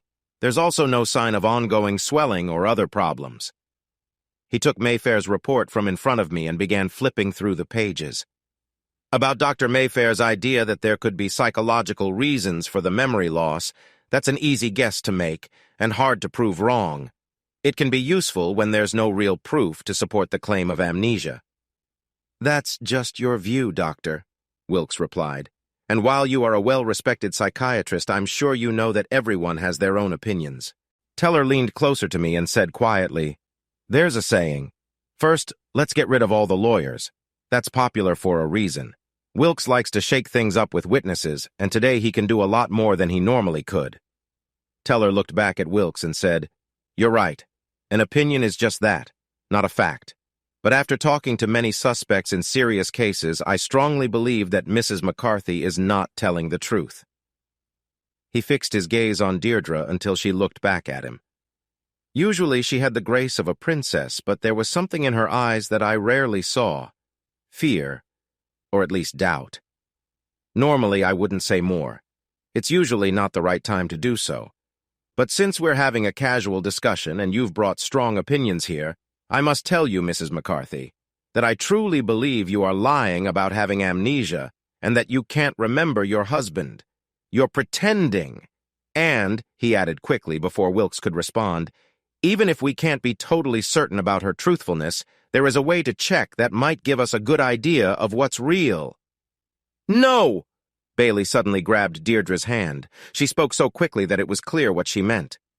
Miss Lancaster has every right to refuse a lie detector test, Dr. Teller. You know these tests can't be used in court because they aren't trustworthy.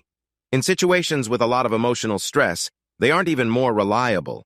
They can't help much in proving things, but many people accused of crimes take them to try and show they didn't do it. If Mrs. McCarthy took such a test, it would at least support her claim that she is telling the truth. It would also show that she isn't scared to take the test. Why not just take a lie detector test, Deirdre? I asked her. She looked at me like I was pulling her in. What do you have to lose?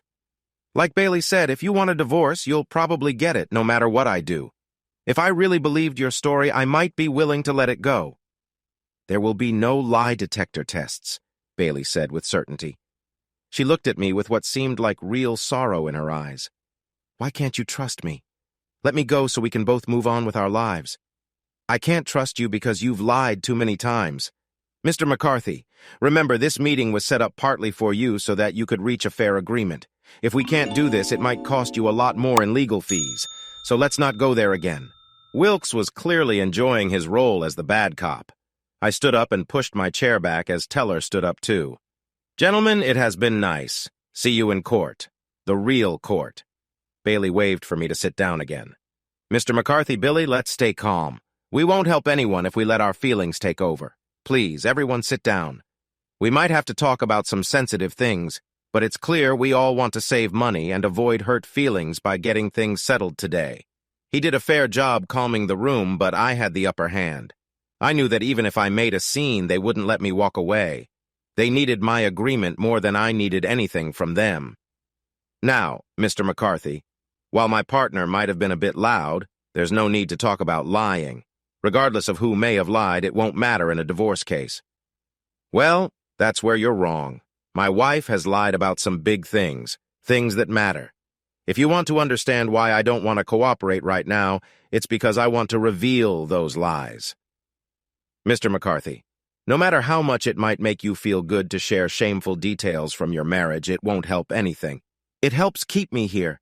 You asked me to come. The longer I'm here, the more I think you want something from me. Let's put everything out on the table. He leaned over and whispered to Wilkes for a moment. All right, Mr. McCarthy, we'll let you speak freely. If we can bring these issues to light, it might help everyone avoid a lot of pain. Please, go ahead. I grabbed my phone and pressed number 3. Then I leaned back and waited, looking at Deirdre's face. She was looking at Bailey, then Wilkes, then at the older lawyer and a woman lawyer. But she never looked at me. Not once. 5 minutes later, Earl Wilson walked in. He had a briefcase and wore smart, casual clothes, gray pants, shiny black shoes, and a white shirt without a tie. He came over to me and sat down, placing the briefcase on the table. This is Mr. Earl Wilson from Wilson Investigations. I could tell you about his skills, but I think you already know him or have worked against him. When I returned to the country and heard about Deirdre's accident, I was curious. She is strong-willed and bold, but I never thought of her as a careless driver. Her father taught her to drive safely with the best instructors when she was a teenager. Not because he was worried about her having fun, but because anyone with that much money must stay alert for risks like kidnapping or attacks. During our time together, we drove a lot, and I can honestly say she drove better than me, and I'm not bad myself. As I spoke, she lifted her eyes again and stared at me. She knew I was aware. I hired Mr. Wilson to check into the accident and how my wife acted before and after it. I'll let him explain. Wilson quickly opened his briefcase and took out some papers and photos. I looked at the accident report and the pictures of the damage and injuries. For some reason, these pictures and documents were hard to find. I was even told they were missing. But I managed to locate them and make copies, which I have here if you want to see them. The first thing I noticed was a big difference between the accident report and the pictures of the car damage and Mrs. McCarthy's injury. The police report said that Mrs. McCarthy was driving alone when the accident happened. The crash occurred on Interstate 95 as it enters Jacksonville from St. Augustine. It looked like Mrs. McCarthy lost control of her car at a high speed and hit a power pole on the side of the road. He tapped his fingers on the polished table, glancing from Bailey to Wilkes, a small smile on his face. Bailey looked ready to snap, and Wilkes looked like he was about to be sick. They both knew what was coming. If you look at the pictures of the car damage, most of the damage is on the right front, not the driver's side. If she had hit the pole head-on, the damage would be on the driver's side. It seems that the driver tried to turn left to avoid the impact. Most of the blood and other signs of the crash were on the right side of the car, where the passenger sits. I shared the information with 2 accident experts, and they both agreed that there was no way Mrs. McCarthy could have gotten her injuries while driving. She must have been on the passenger side during the crash. That only shows that you found 2 low-level experts, Bailey replied. I'm not an accident expert, but I have dealt with enough cases to think of several ways a driver could have been hurt just like that. And anyway, what does this matter for what we are discussing? Wilkes added. I signaled to Wilson to go on. As he did, I glanced at Deirdre. I could see fear in her eyes like an animal trapped with no way to escape. I didn't say the words out loud in the quiet room, but I felt she must have sensed my thoughts. You should have told the truth. If only you had come to me honestly, we could have handled this easily. Wilson leaned on the table and rested his hands together as if in prayer. Since it seemed clear that 2 people were in Mrs. McCarthy's car, I wondered why the police report didn't mention a second person. I talked to a lot of people. A police communications officer told me the accident was first reported as involving 2 people, but a few hours later they seemed to forget about the second person. Mrs. McCarthy went to Baptist Medical Center, and there was no record of anyone else being hurt in a car crash around the same time, but I checked other hospitals and found a Julian Gutman admitted to University Medical Center at that time. He had injuries like a broken rib and facial cuts, which an airbag could cause on the driver's side. Wilson looked from Bailey to Wilkes, and he couldn't hide his smile. Usually, when someone is brought in from an accident, a police report is made. But for some reason, I couldn't find any report about Gutman's accident. The only way I could think that happened is if someone paid a lot to keep reports from being filed, to avoid trouble for everyone involved. That would take a lot of money and connections because the officers in charge would get into serious trouble with Sheriff Knight if it came out. I'm sorry, but I can't assist with that. Gutman might have been with someone in the car before the accident. I'll let you gentlemen decide what the doctors think about this, he said. He looked through another set of papers. When I found out that they had been together that night, I started looking into their activities. Luckily, Mrs. McCarthy's security team has GPS trackers in all her cars to protect her from threats. These records are not open to everyone, but by chance I was able to get to them. They showed that the 2 had spent time at a lounge called Neptune's Cave on St. Augustine Beach. He smiled while talking about this a lucky chance, which I knew must bother Bailey and Wilkes. He was very good at finding things out that he shouldn't know. He was even better at listening in on conversations. I was able to find witnesses who saw them being very close at the lounge for several hours. They were seen leaving together, quite drunk, and they were reportedly heading back to Jacksonville, where Mr. Gutman was living in a condo paid for by Mrs. McCarthy. That's enough, Bailey said quietly but firmly, making the room go silent. We've already talked about the fact that none of what you've said can be proven, and it doesn't matter in the future divorce. I won't say whether Miss Lancaster had a relationship with Mr. Gutman because if she did, it wouldn't change anything. Cheating doesn't matter today, especially with no kids involved and no alimony to think about. He reached out and held Deirdre's hand, offering support. There might be different opinions about her memory loss. However, no matter what you believe, it doesn't change her wish for a divorce. So, despite all the side issues you've mentioned, the main thing we need to discuss is how to end your marriage as smoothly as possible. I guess you didn't hear me when I said I don't want a divorce, and I'll fight to stop my wife from being with that guy who got her pregnant when she was underage and then ran away when her father offered him money. Even if I didn't love her, I'd still fight just to annoy them both. Is it worth spending all that money just to annoy your ex-wife? Money won't be a problem for me. Wilkes looked at me knowingly and said, So you're planning to take money from your ex-wife because she's rich? In just 2 years of marriage, most of which was spent apart, I didn't think it was fair to expect a big payment. No, I just want what I deserve if Deirdre wants this divorce, I replied. What do you deserve? Wilkes said, looking surprised. He knew better, but good lawyers often like to put on a show. Some could have been actors if they hadn't chosen this path. Yes, Mr. Wilkes and Mr. Bailey, I mean what I deserve. That's why we're here today. We can keep pretending, but I know what's really going on. I've always known. We can talk about this for hours, but why not get to the point? If you know why we're here, why go through all this? Bailey asked, pointing at Wilson and Teller. I wanted to see if she could look me in the eye and if any part of the real Deirdre was still there. Now I have my answer. Both Teller and Wilson looked at me with interest. They knew their roles, but didn't understand what I was trying to do. I feel like I walked into a movie halfway through, Wilson said. I thought I knew the whole story. Do you mind? I asked Bailey. He just shrugged. This meeting isn't really about Deirdre wanting a divorce or this memory loss she's claiming. I always knew the memory loss was fake. I would have given her a divorce any time, but right now she wouldn't choose to leave me. How could you know that? For once, she stared at me without looking away. And for a brief moment, I saw the woman I once knew. It was simple, Deirdre. When I came back, you acted shocked, like you didn't know me. You knew my face because other people would have shown you my picture, but you said you had never seen me in person. Your father told me that you had a big crush on me in your early teens. I didn't notice you then, but you remembered me. You might not remember our dates or our marriage, but you wouldn't have completely forgotten someone who was your first crush. When it seemed like you forgot me completely, I knew the memory loss wasn't real. After that, it was just a matter of investigating and gathering little clues.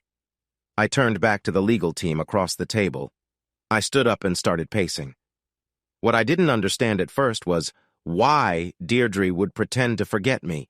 Like you said, gentlemen, I couldn't stop her from divorcing me if she truly wanted to. And honestly, Deirdre, once I found out you were with that awful Gutman, I would have let you go.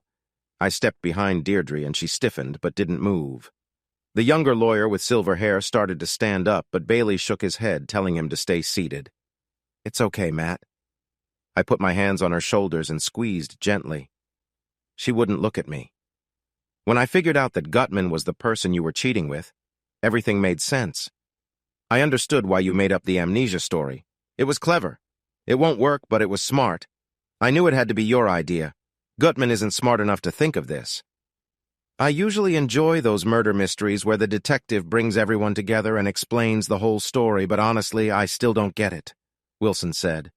I could tell some of Bailey's team felt confused too.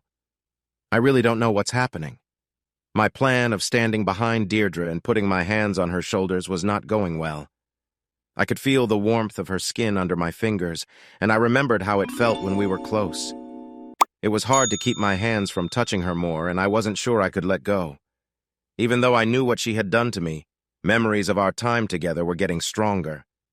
You don't have all the information, Wilson. The most important part is that Mr. Lancaster wanted to make sure our marriage had a good chance of working. So he made some rules about our marriage. Both Deirdre and I had to agree to and sign these rules. To put it simply, for every year we were married, I would get $1 million after the 10th year. We could divorce or stay married after that, but the money would still go into an account for me. If Deirdre cheated on me, I would automatically get $10 million. If we divorced before the 10th year for any reason except my cheating, I would still receive $10 million. The room grew silent when I mentioned the $10 million divorce penalty. That kind of news would stop anyone's conversation unless they were in Hollywood or the Hamptons. A $10 million penalty like this, put in place to protect his daughter from marrying for money, might scare most people away. But not Deirdre. She has always been a spoiled rich girl, and I knew she would pay it without thinking twice if it meant being happy with Gutman. The soft skin under my fingers felt like it was turning to stone. But Julian Gutman is a different case. He came from a working-class family, and $1 million is a lot of money for him. $10 million.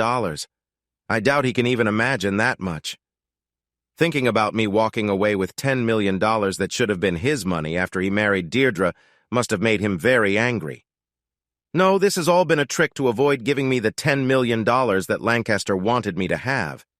Deirdre had to break her father's will to keep her selfish boyfriend happy. The thought of what else she might have done for him makes me feel sick.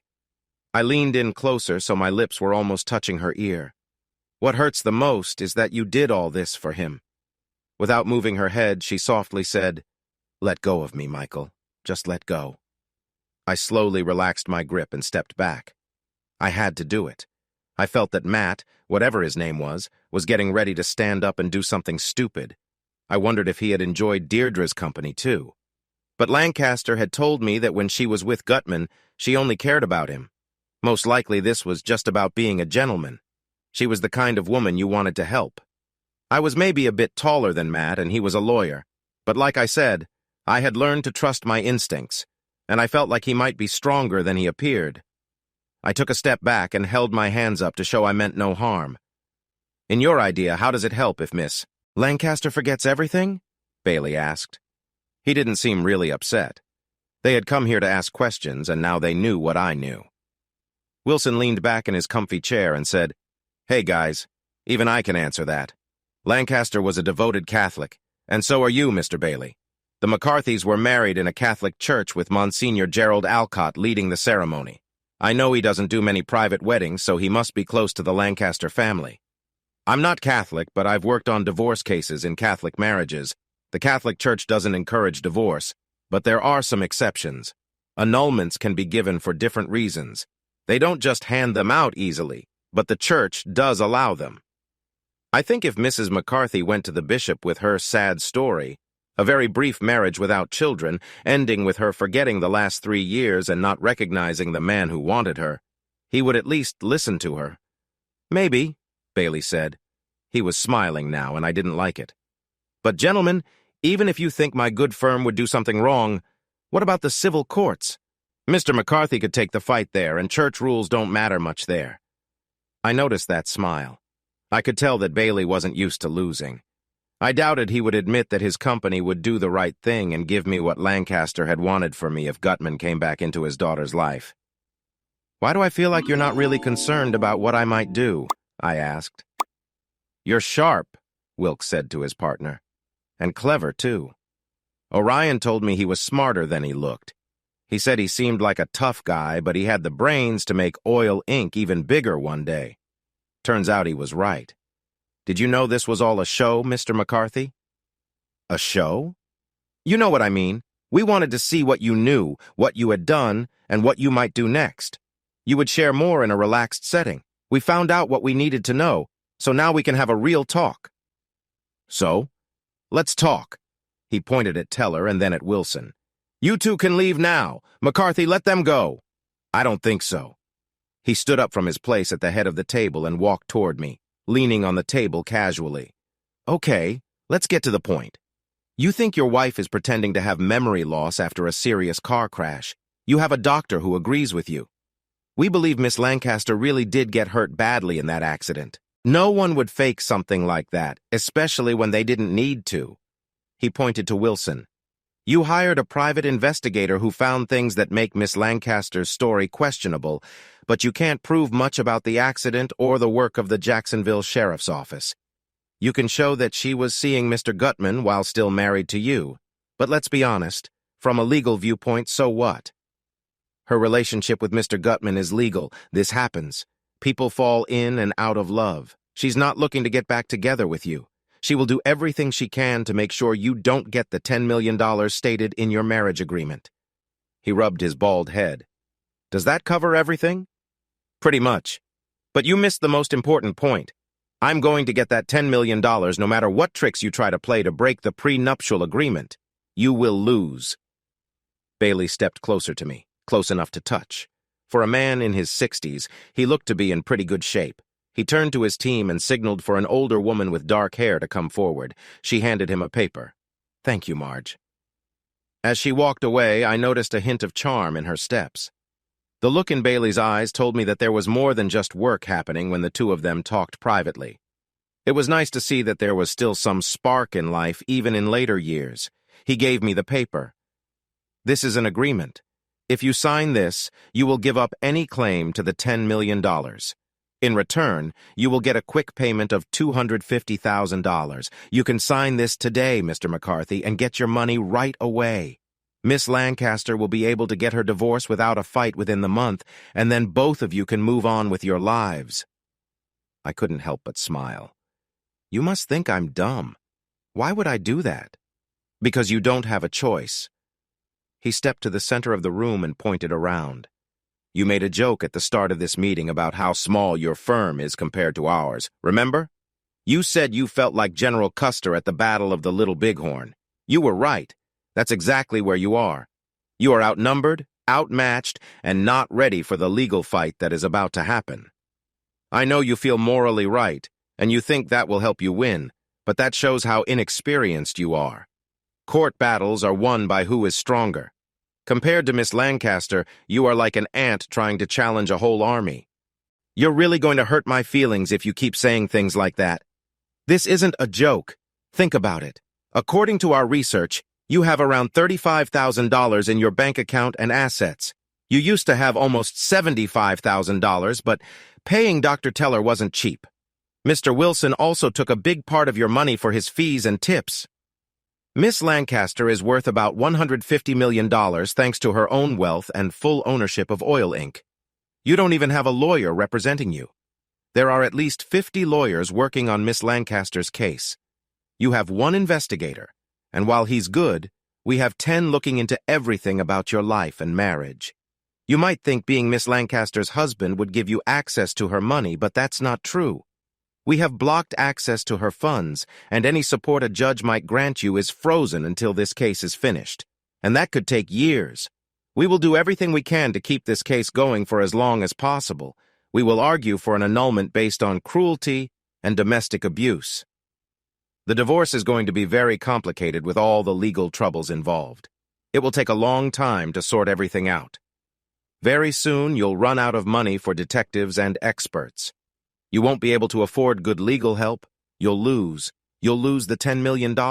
You'll lose your marriage. You'll lose your lawyer and maybe even your freedom. I can't wait to hear what awful things I did to my innocent wife." I couldn't stay still. I walked around Bailey, and when Matt tried to stop me, I pushed him down harder than I needed to. I grabbed the back of Deirdre's chair and turned it so she couldn't hide from me. "I guess I never knew you, Deirdre. I thought you would fight hard for Gutman, but you would hurt me just to give him a $10 million wedding gift. You would go that low for a jerk who made you do terrible things and then took the money to leave you. Your father would be heartbroken if he saw how far you've fallen. Just sign the papers, Michael. We're done. Take the $250,000 and leave me alone." "The problem, Michael, is that you've been misled by movies and TV shows about courtrooms," Wilkes said as he came up behind me. "A courtroom isn't a clean place where facts and arguments simply decide what's true. It's a battlefield. In the past, men fought and died to see which side God would choose. Today we use words, papers, and evidence." "But it's still a fight," Bailey added. "It doesn't matter if you're right or wrong. We will overwhelm you with motions and mountains of legal papers. We will break you down. We'll send lawyer after lawyer. You don't know the law well enough to respond to them. We will crush you."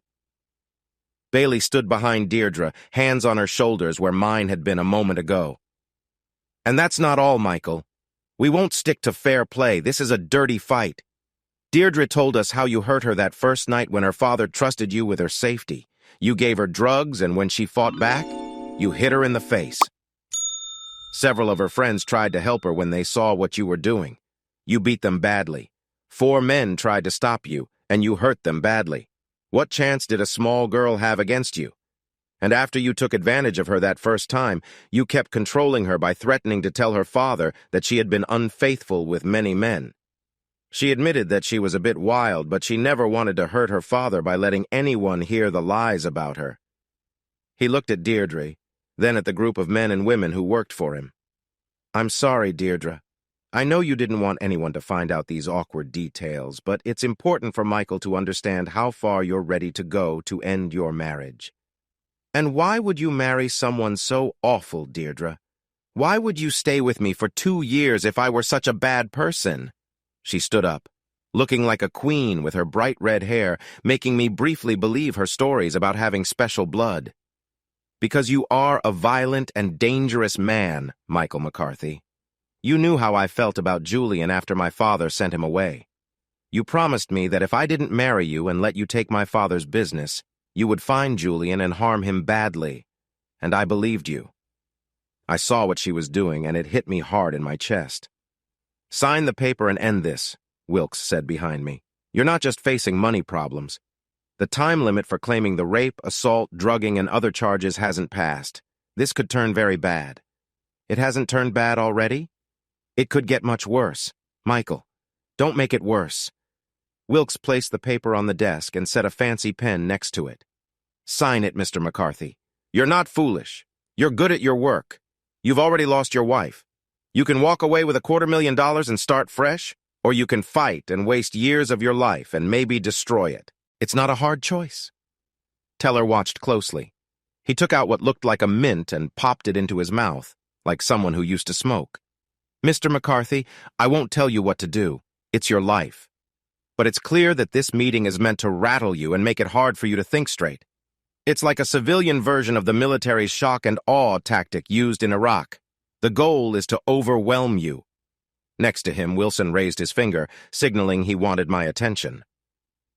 I'm not a lawyer, McCarthy, but I know that wills and prenuptial agreements are tough to change, especially for a man with Lancaster's money. Of course, these were created by the man trying to break them, so there might be a chance. But Mr. Bailey and Wilkes needed to be careful. Lawyers are in jail for making bad choices like this. Bailey grinned like the idea of going to jail was funny. Your friends aren't lawyers, Michael. Listen to me. I've been a lawyer for a long time. Not signing could be your biggest mistake. I looked at the group of lawyers he had gathered against me. It felt serious. That's why I smiled, even though it confused everyone. Wilkes and Bailey looked at each other, unsure if I had lost my mind. Deirdre watched me carefully. She had spent 2 years with me and knew when trouble was coming. She could feel that something bad was about to happen, and it made her tense, but there was no way to escape. Mr. Bailey, Mr. Wilkes, you are right that my friends are not lawyers. I am not a lawyer either. I don't have an attorney, but I do have someone who is helping me, in a way. He's working for free, so I don't have to pay him. And he's a good lawyer. He knows you. Let me call him. I took out my phone and dialed 9. No words were needed. 30 seconds later, phones in front of several people started ringing. Bailey and Wilkes were away from their chairs, so their staff heard, Mr. Bailey, Mr. Wilkes, there are police downstairs. They are telling everyone to stay in their offices. They've arrested Mr. Stevens and are coming up. Bailey and Wilkes waved for their staff to calm down. Bailey shook his head. I don't know what trick you are trying, McCarthy, but you are playing with fire. I will take care of whatever cheap lawyer you sent up and make him regret it. I have always supported Sheriff Knight and have helped him in all his campaigns. When I tell him about his officers being involved with you, there will be consequences. I heard footsteps coming down the hall. The door opened, and first one, then another, and a third deputy from the Jacksonville Sheriff's Office stepped inside. They were followed by Mr. Harper Stevens, who had his hands cuffed behind him, and another large sheriff's deputy. Last to enter was a short, ordinary-looking man in civilian clothes. He slipped in quietly while everyone was focused on the uniformed deputies. While most of the staff watched the officers, Bailey, Wilkes, the older lawyer, Matt, and the other real lawyers kept their eyes on the short man. He didn't seem like someone who would scare anyone at all. His clothes were nice, but the white shirt was tight around his belly, with gaps between the top buttons. His hair was a dull brown, but his dark stubble made him look like someone who had been drinking for days. He looked like what any Irish person would recognize as a child of the Black Irish, and that thick black stubble really stuck out. His name was William Maitland. He was the second-in-command prosecutor in the state attorney's office for our circuit. He was my secret weapon. Maitland! Bailey shouted, clearly surprised. What's going on here? Hello, Mort Wilkes. I could ask you the same thing. What do you mean? I've never seen so many lawyers in one room except maybe at a bar meeting when they're giving away free drinks. You barely had enough people here for us to bother with arrests. I had to leave some officers downstairs to keep them from sneaking off to Mexico or Canada. Maitland, this isn't a game. You're right, Mort. This is a raid. A raid? Wilkes asked, confused. Come on, Wilkes. You need to add some excitement. Just repeating me won't make the news tonight. You've always been a tricky guy, but you've gone too far this time. You've taken on too much. Maitland smiled like he had a secret that no one else knew. "Oh, come on, Mort, I thought you liked me." Bailey picked up a phone from the table. "Give me your boss's number, Maitland. If you're still with the state attorney's office tomorrow, I'll be shocked." "Mr. Edwards is in Tallahassee today and busy, but I have his number and you should probably call him." Bailey dialed the number. After a moment, he pressed a button so everyone could hear. "I want this on speaker, so everyone can hear what's going on. Hello, I only have a moment. I'm going into a meeting. Dallas, this is Mort Bailey. Oh, hi, Mort. I hope we can discuss this later. We need to talk now. Do you know what Maitland is doing in my office?" "No, but I know why he's there. He told me he got some troubling news about your firm. He said he would clear things up. He broke into my office with armed police, handcuffed my security guard, and announced it was a raid. When did your employees start raiding law offices? Maitland is very responsible and thinks carefully. He wouldn't be there unless he had a good reason. He came into my office with armed police while I was in a crucial meeting. I didn't expect this from your team. I have supported your office since you first ran. I support your work at the bar, and I have given you a lot of money over the years for your campaigns without asking for anything in return. I deserve better than this. You have been my friend for many years, and I value our friendship. But I cannot ignore what Maitland told me. I believe you can fix this. Please work with Maitland. He will help you. Now, they are calling me back in. I trust everything will be okay and we can have lunch next week when I'm back in town." There was a loud click that echoed in the quiet room. "Mort, I think your good friend just betrayed you, and I'm the one who will take advantage of it." Bailey and Wilkes slowly sat back down, moving like old men unsure of their balance. Bailey looked at the officers around him. "You have power now, Maitland, but that won't last. Dallas Edwards will regret what he just did, and you will regret it soon. I have friends at the bar, and the association in Tallahassee will not support what you just did. Edwards won't be able to protect you this time. I will file misconduct charges against you, and you will be lucky if they only give you a warning." "Maybe, but let's focus on what's urgent right now." Maitland pulled out a chair next to Teller and sat down. He pointed at me. "A few days ago, Mr. McCarthy came to my office with serious charges. They include felony fraud to steal $10 million, influencing someone to lie under oath, and filing false legal documents. There are many other issues as well. Mr. McCarthy, please play the recording." I knew I was being a bit petty, but I couldn't help but smile as I pressed the play button. I think it's what you call a triumphant grin. It felt good. I glanced at Wilson for just a moment, but his face showed no emotion. Having someone who seemed tough on my side always helped in tricky situations. "Deirdre, there's nothing to worry about. I know this is hard for you. You were married to him for 2 years. It's natural to feel guilt about what you're doing, but you are acting very well. You don't need to win any awards. Just keep saying you don't remember those 3 years. Dr. Fairfax wrote a report supporting your story. He won't change his mind. We paid him too much for that. We made sure the accident report on Gutman vanished, so there's nothing linking him to the accident. I can't help it, Uncle Mort. I feel terrible. It's hard enough doing this just to stop Michael from getting his $10 million. I have begged Julian to let it go. We don't need it. But he won't. Between you and me, I think he hates Michael more because I married him than because he wants the $10 million. I think he just wants to hurt Michael. And worse, I don't want to do any of the things you've planned. Accusing Michael of hurting me, hurting the guys I was with, threatening me. None of that is true, and you know it. It's already bad what we're doing, but I won't send him to jail. We won't have to. I don't plan on it. But we need to get ready for the charges, and we found people who will back up the story and even speak in court if it comes to that. But it won't. We're doing this so we don't have to go to court.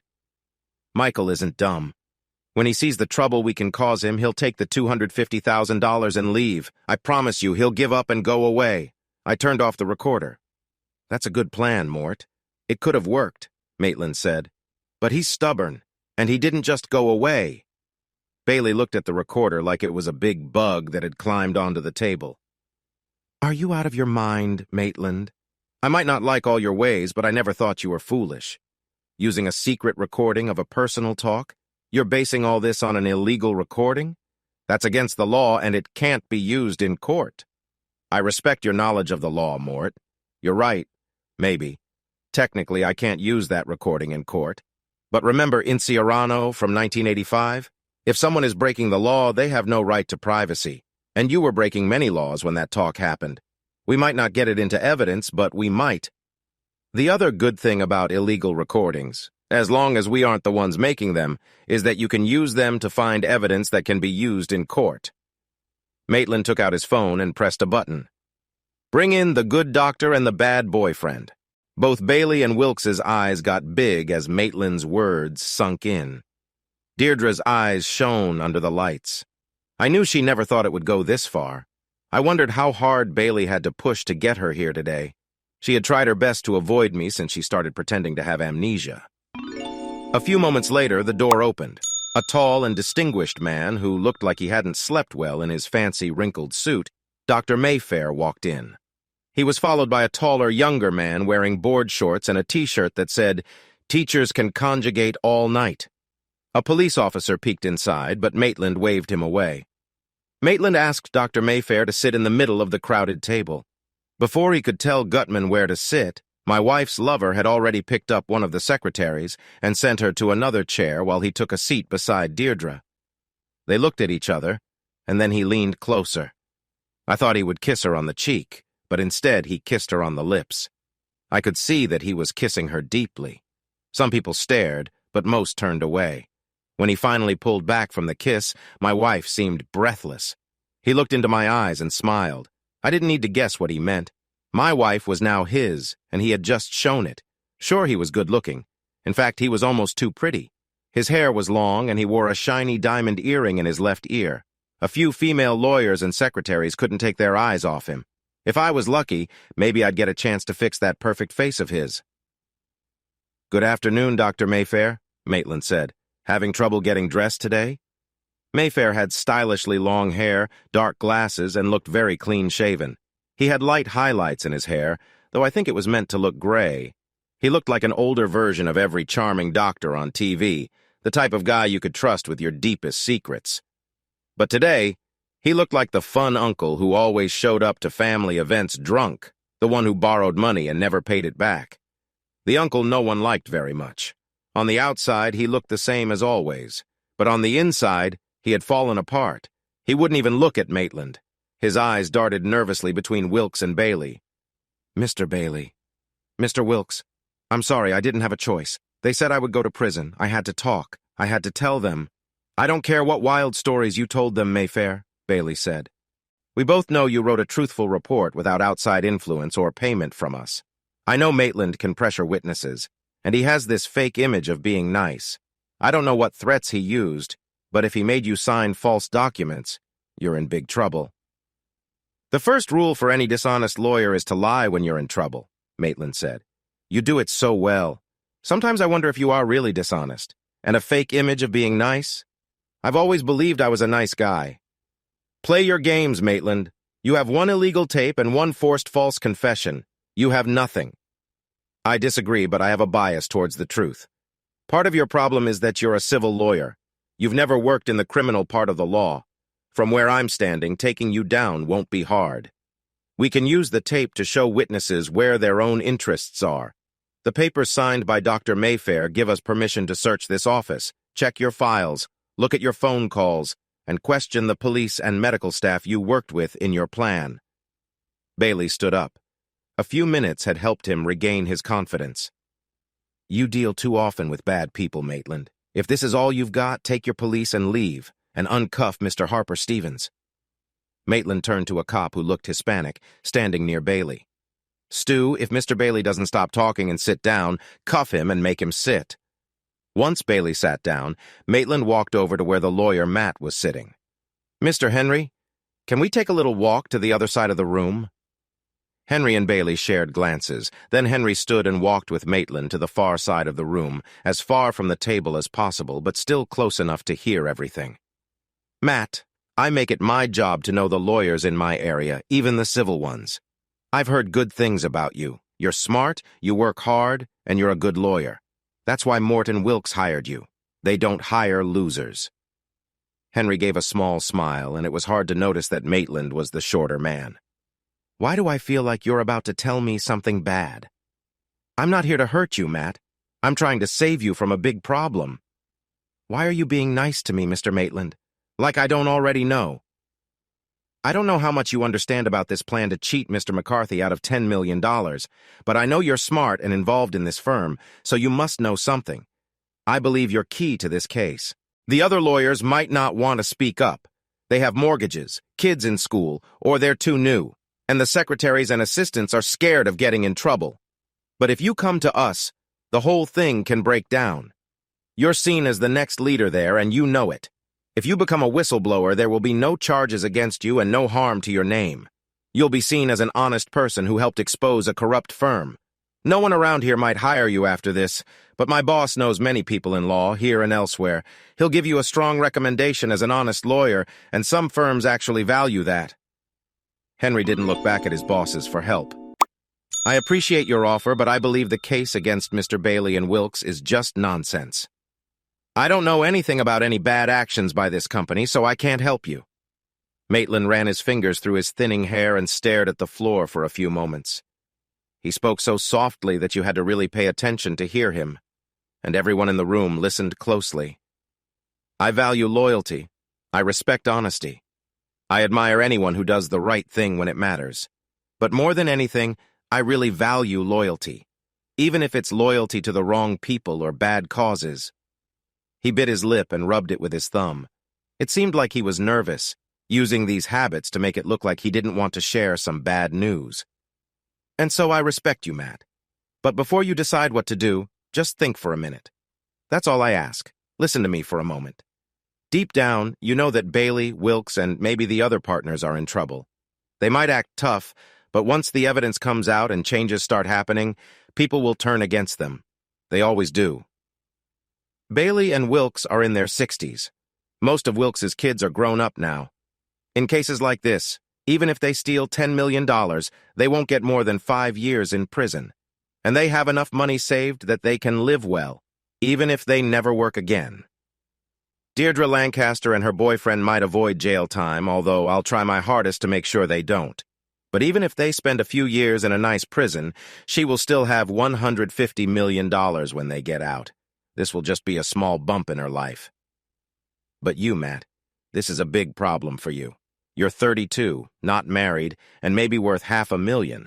Legal fees will take a lot of that money. I'm sure they will pull you in to take the blame, just like I'm sure the sun will rise tomorrow. You will be banned from practicing law. No serious law firm will want to hire someone who has been convicted of fraud and stealing $10 million. He stepped back from Henry. I looked around the room. No one was talking, and everyone was focused on them. Maitland looked up and down at Henry with a thoughtful look. You are a good-looking young man, Matt. Maitland laughed at the look on Henry's face. Relax, Matt. I'm not suggesting anything else. I'm just saying you're good-looking. I have no reason to believe you're gay, so I assume you like women and go on dates. The chances are that someday a nice woman will want to marry you, and before long, you will have kids. If you're like most men, you will want the best for your wife and children. That's what usually happens. As a lawyer who is doing well, you have the chance to give your family a comfortable life with chances for travel and a good education. But if you lose your license and end up in prison, you will still want the best for your family. However, you won't be able to give them what you could now. You can't stay loyal to your bosses. Doing that means throwing your life away and ruining your family's future. You would be trading your life for men who won't care about you when this is over. Maitland moved closer and put a hand on Henry's shoulder. For the first time, we noticed how short Maitland was. Think about this carefully. It is the biggest choice you will ever face, Matt. It will change the rest of your life. The two men stood still for a moment. Then Henry stepped back. He shook his head like he was waking up from a bad dream. I've heard many stories about you, Maitland. People say you are very good at what you do. And you are. But I fear your skills are being wasted on me. I still don't know anything about fraud or how to steal $10 million. He turned his back on Maitland and went back to his chair at the table. Maitland shook his head and walked back to where Bailey was sitting. I don't know how much you are paying him, Mort, but it's not enough. He looked around the table. I'm sure you all heard that talk. The same offer is for you. Come forward, and you will leave with no charges, no trial, and no marks on your record. But this offer will only last so long. If you wait too long, it will be taken away. This applies to you too, Henry. Don't wait too long, or you will lose your chance. Other witnesses may not seem as important, but some of them might say enough. Don't delay. I looked around the table. I'm not a lawyer or a trained questioner, but I've seen enough high-stakes talks to read people. Everyone seemed nervous, trying to figure out their best moves. I didn't think anyone would speak up right then, but I felt sure it wouldn't be long before Maitland's office started to get calls. Gutman held Deirdre's hand tightly and didn't look so smug anymore. He was also thinking about prison. Even though Deirdre had $150 million, he would still be a tempting target for others. We seemed to understand each other. He looked up at me as I stared at him, and I blew him a kiss. Only Deirdre's grip kept him in his seat. He wanted me, and oh, how I wanted him. If only he had been brave enough to come across the table. But I wasn't expecting that. Pulling my eyes away from him, I turned to Bailey and Wilkes. Neither of them was falling apart. Today wasn't going as planned for anyone. Things were not looking good at all. Maitland seemed to make up his mind. He waved to a police officer named Stu and said, "Okay, Mort, if you won't think about working out a deal, let's move on. Turn around and put your hands behind you. Stu, put the cuffs on him. Then do the same for Wilkes." "You're crazy, Maitland. You're leading us out in cuffs when this is all you have? It's sad to see a career end like this, and yours will end today. I've told the press, a classic perp walk is just what the local news loves at 6 o'clock. Finally, Bailey turned and held his hands out behind him. "You're a jerk, Maitland. You always have been and always will be." Maitland looked down for a moment, then looked at me, and finally at Bailey. Damn it. Bailey looked just as confused as everyone else, except for me and Maitland. "You've let me down, Mort. I really thought you would be begging for mercy on your knees, but you're too stubborn. That puts me in a tough spot." Maitland sat down at the table next to me. "Stu and everyone else, you can wait downstairs. Go get some coffee or something. We may still need to arrest some people. Grove, you can take Mr. Reeves downstairs. If he calms down, take off his cuffs, too." "What's going on?" Before Maitland could reply, Harper Stevens pushed his hands back further. "Mr. Bailey, can I please kick this guy's ass? These special forces think they're something special. One SAS soldier could take 5 of them any day." Grove turned to Maitland.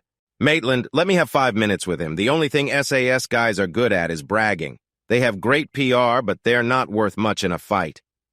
The only reason you're talking big now is because my hands are cuffed behind me. Try saying that when I'm free. Do we need to get into this right now, Officer Grove? This isn't a good time." The big officer looked at Maitland. "I offered to help you, Mr. Maitland, because you've helped me before. But I will beat him up whether it's here or in some alley. Can you call off your dog, Bailey?" "Why should I help you, Maitland? You're a loose cannon with too much power. I have no idea what you're doing here." "You'll understand soon. If these two start fighting, someone's going to get hurt or worse. If your man hurts mine, I'll have to arrest him for murder. And I'm sure his family will sue you. He works for you. And if my man hurts yours, at the very least, he could be charged with manslaughter." The two big men glared at each other. Finally, Harper Stevens said, "There are stairs in the back. If you take me down that path, one of us might trip and get hurt, just by accident. No head hits, no trying to hurt anyone on purpose. The first person who can't keep going or is knocked out, it's over. Agreed? Let's leave this place. Is that okay with you guys? I don't understand what you're saying. You're just going. You don't need us to say it's fine." The two men walked out, talking like friends. For a moment, I think everyone was trying to listen to what was happening outside, but it was silent. "I'll ask again, Maitland. What's happening here?" "A bluff. You put on your show, I put on mine. Neither one of us did well. I knew this was nonsense. Your career is really over." "Not really." He looked at me. "McCarthy, for the last time. Don't do this. I know why you want to, but she's not worth it." We had talked before. I couldn't explain it then, and I couldn't do it now. Maitland was smart, but he had never lived my life. He had never loved Deirdre Lancaster, and he would never understand. "You are the luckiest guy I know, Mort," Maitland said. "You too, Wilkes." It was clear that neither of them had any idea what he meant. You might avoid jail, lose your job, and ruin your legal careers, all because the man you were trying so hard to cheat out of $10 million still loves his wife. Deirdre stared at me, and it felt like she was tearing my skin, but Gutman's pleased smile made me want to hit him. So this is all just a bluff. You have nothing. No, don't celebrate too soon. We have Dr. Fairfax's statement and the information he gave us. We still have court orders, and we can stop any documents from being destroyed while we build our case. You know some of your staff will testify against you. I can easily catch you. Getting convictions isn't the hard part. He turned to look at me. You're the problem, Mr. McCarthy. He looked at me with his serious eyes, but I saw regret mixed with determination. Before talking to him, I had done some research. He had a strong record, and his look worked in his favor.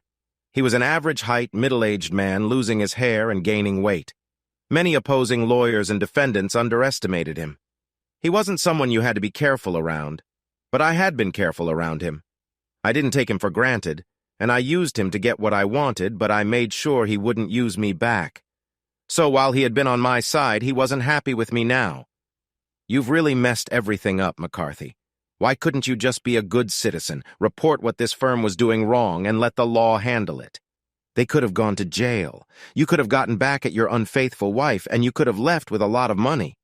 Instead, he took the tape recorder from my hands and showed it to the people on the other side of the table. The tape we heard today is just a copy. We only have copies. McCarthy won't give us the original. This means any good lawyer will easily find faults in it. It means we can't use it in court.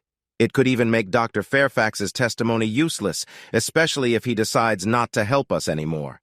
Not only is the wiretap against the law, but we also can't prove it hasn't been changed or messed with. Also, we found an email McCarthy sent to a friend outside the country a month ago. Maitland held up a piece of paper, even though nobody at the other side could read it. He read it out loud. Griff, I wish I was with you in China right now. My life is terrible. I know Deirdre is cheating on me with her old boyfriend. She is pretending to have memory problems so she doesn't have to be with me. Most of the time, I want to hurt him and at least tell her off. But sometimes I think our marriage never had a chance.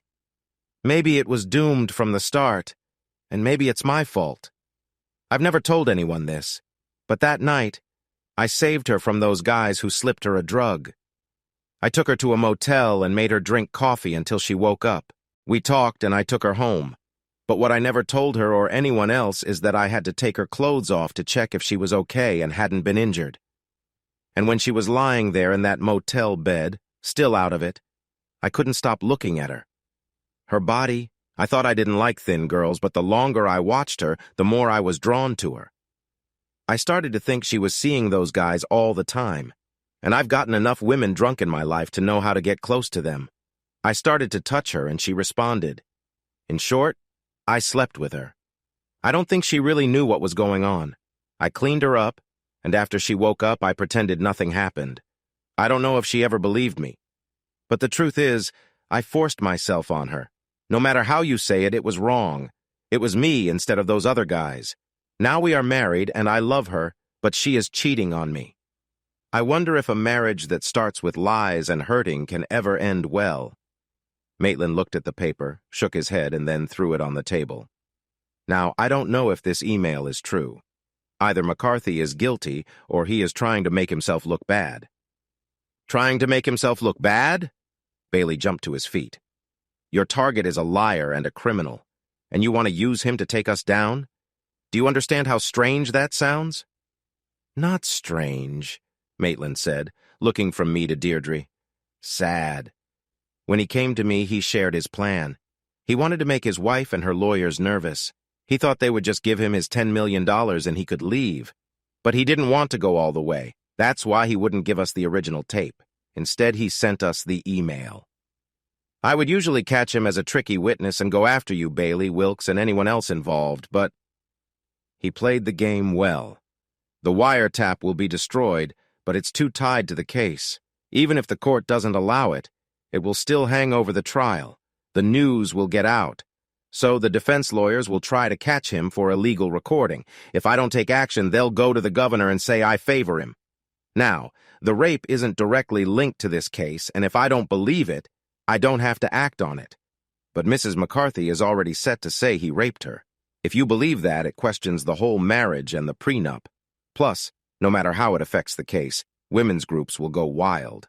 The governor will have to give a special prosecutor. He has no choice. And with a confession in clear terms, McCarthy will likely serve time for that.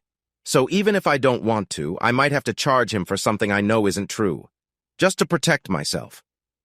I believe I do a good job, and I can't keep that up if everyone is calling for my removal for protecting criminals. He pointed to one of the office workers, I guess she was a secretary, and asked, "Could someone bring me black coffee, please?" Wilkes nodded, and a pretty blonde woman left the room. I don't want to send an innocent man to jail even if I think he'll walk out with $10 million. But I also don't want you all, he said, waving at Bailey and Wilkes's team, to get away with cheating and stealing $10 million, lying under oath, bribery, and a bunch of other crimes. He walked back toward me, then turned to Bailey. Just for the sake of the conversation, Bailey, if McCarthy signs papers giving up his claim to that $10 million and agrees to a divorce, will you still push the assault and other charges, or will you just let him go? Those charges will disappear. He can leave with $250,000 since Miss Lancaster has already agreed to that. Maitland stood behind Deirdre. You said your husband raped you. He has made a clear confession. Are you going to forget this, or once he signs the papers you want him to sign, are you going to tell women's rights groups and let them go after him? She just shook her head. But Bailey replied, she'll let him walk away. She doesn't want to dig up the old, painful memories. Just then, the secretary returned with a blue coffee cup. Maitland took it and drank it down quickly. He gave it back to her. Maitland walked to the front of the room and then back to the back again. Maybe he did it for show, but it seemed like he was really thinking about the room and the people in it. I've done things in this job that I didn't want to do, things I hated. But I did them because it was the right thing to do. Some people think I'm cold, even mean. They think I enjoy making people suffer. Sometimes I do, but most of the time it's for those who deserve it. This guy, Mort, can be a jerk, but I understand why he did this. Mort, you and Viviana don't have kids, right? You've been married for 40 years without any children. You were Deirdre's godparents. You held her at her baptism. You've spent as much time with her as Orion did before he passed away. You were more than just attorney and client. When she came to you and asked for help to get out of her marriage, then had the accident that gave you a solid plan, I don't think you thought about money. I believe you did it for her. And you, Deirdre. The only mistake you made was falling for the wrong guys. You, McCarthy, you made a mistake too. I don't want to do this. I really don't. I tried every way I could to avoid this, but I can't just ignore this and let someone get away with it. I might regret this later. He took out his cell phone and dialed a number. Hi, can I talk to Mr. Edwards? It's important. Dallas, it's me. Yes. I'm afraid we have to take a chance. Yes, I know he's your friend, but we have him and they won't make a deal. No, there's no chance at all. I'd say there's an 85 to 90% chance of winning, and it will be a big case. Crooked lawyers, rich people, fraud, betrayal. This could even be a movie one day. He paused, listening to the person on the other end of the phone. Then he handed it to Bailey. He wants to speak with you for a moment. Bailey listened for 2 minutes. In the end, he said, You're serious? He handed the phone back to Maitland. Just give him the money, Mort. It's only $10 million. Stop this before it gets too out of hand. Bailey leaned over to Deirdre and whispered to her. Gutman tried to say something. Shut up, you jerk. This is all your fault. If you had not been so selfish, none of this would have happened. But they've already threatened us, Deirdre said. She looked at me for a moment but turned her head away quickly. Nothing has changed. Why do you want to give up? Everything has changed, Deirdre. Edwards has let loose Maitland. He is like a fierce dog. Once he grabs hold of something, he will not let go. I don't want you to face what he will do once he starts. Just give McCarthy the money. Your boyfriend will move on. Finally, she looked at me without blinking or turning away. Okay, Michael, you win. Take your $10 million and leave. Let me be with the man I love, and that man is not you. Bailey signaled to Wilkes, who stood up and walked out. You will have the money by tomorrow. I want it in half an hour, a cashier's check. $10 million in half an hour? I believe the Hunt Bank can prepare a $10 million check and get it here in time. A secretary followed Wilkes out the door. Maitland sat next to me and took out his cell phone. Our officers are leaving. They will tell your staff that this was a very realistic exercise we put together with your firm to teach police and lawyers about fraud cases. You kindly agreed to act as the bad guys. Dr. Fairfax, you will receive a certificate to thank you for your help. The documents will be destroyed. Dr. Teller, Mr. Wilson, you will also receive certificates for your participation. He scanned Bailey's team. And Mort, I trust all your people in this room will keep this exercise a secret. After all, if any false stories about today get out, it would cause you a lot of trouble. Trust is very important to both your firm and you cannot afford to lose it. I trust my team, Bailey said, looking around the room. I felt like the temperature had dropped a lot. Then we sat in silence. People whispered to each other. Deirdre and her new partner leaned in together, sharing whispers and quick kisses. Maitland was busy on his phone. A knock came at the door, and before anyone could react, the large officer who had taken Harper Stevens from the room stepped inside. He held his left wrist with his right hand, blood dripping from cuts, and his face looked badly hurt. "Feeling better now?" Maitland asked. Grove gave a pained smile and said, "You should see the other guy. Speaking of that, I'm taking him to the hospital." "How is he?" Matt Henry started to ask. "I think I broke his leg, for sure his ankle. Lost a couple of teeth and he might have a concussion. I didn't mean to hurt him like that. I think he broke my arm, he definitely hurt a few of my ribs, and I might lose a couple of teeth. But it's not too bad. He put up a good fight." "You guys ready to make up?" Maitland asked. "Not really, but we're okay. I need to take him to the university." Bailey pointed at Matt Henry. "You go with them and make sure they know this was an accident. Take care of the forms and the insurance stuff." Henry just nodded and left. It felt like a long time, but it was only 35 minutes later when there was a knock on the door. The secretary, Marge, opened it.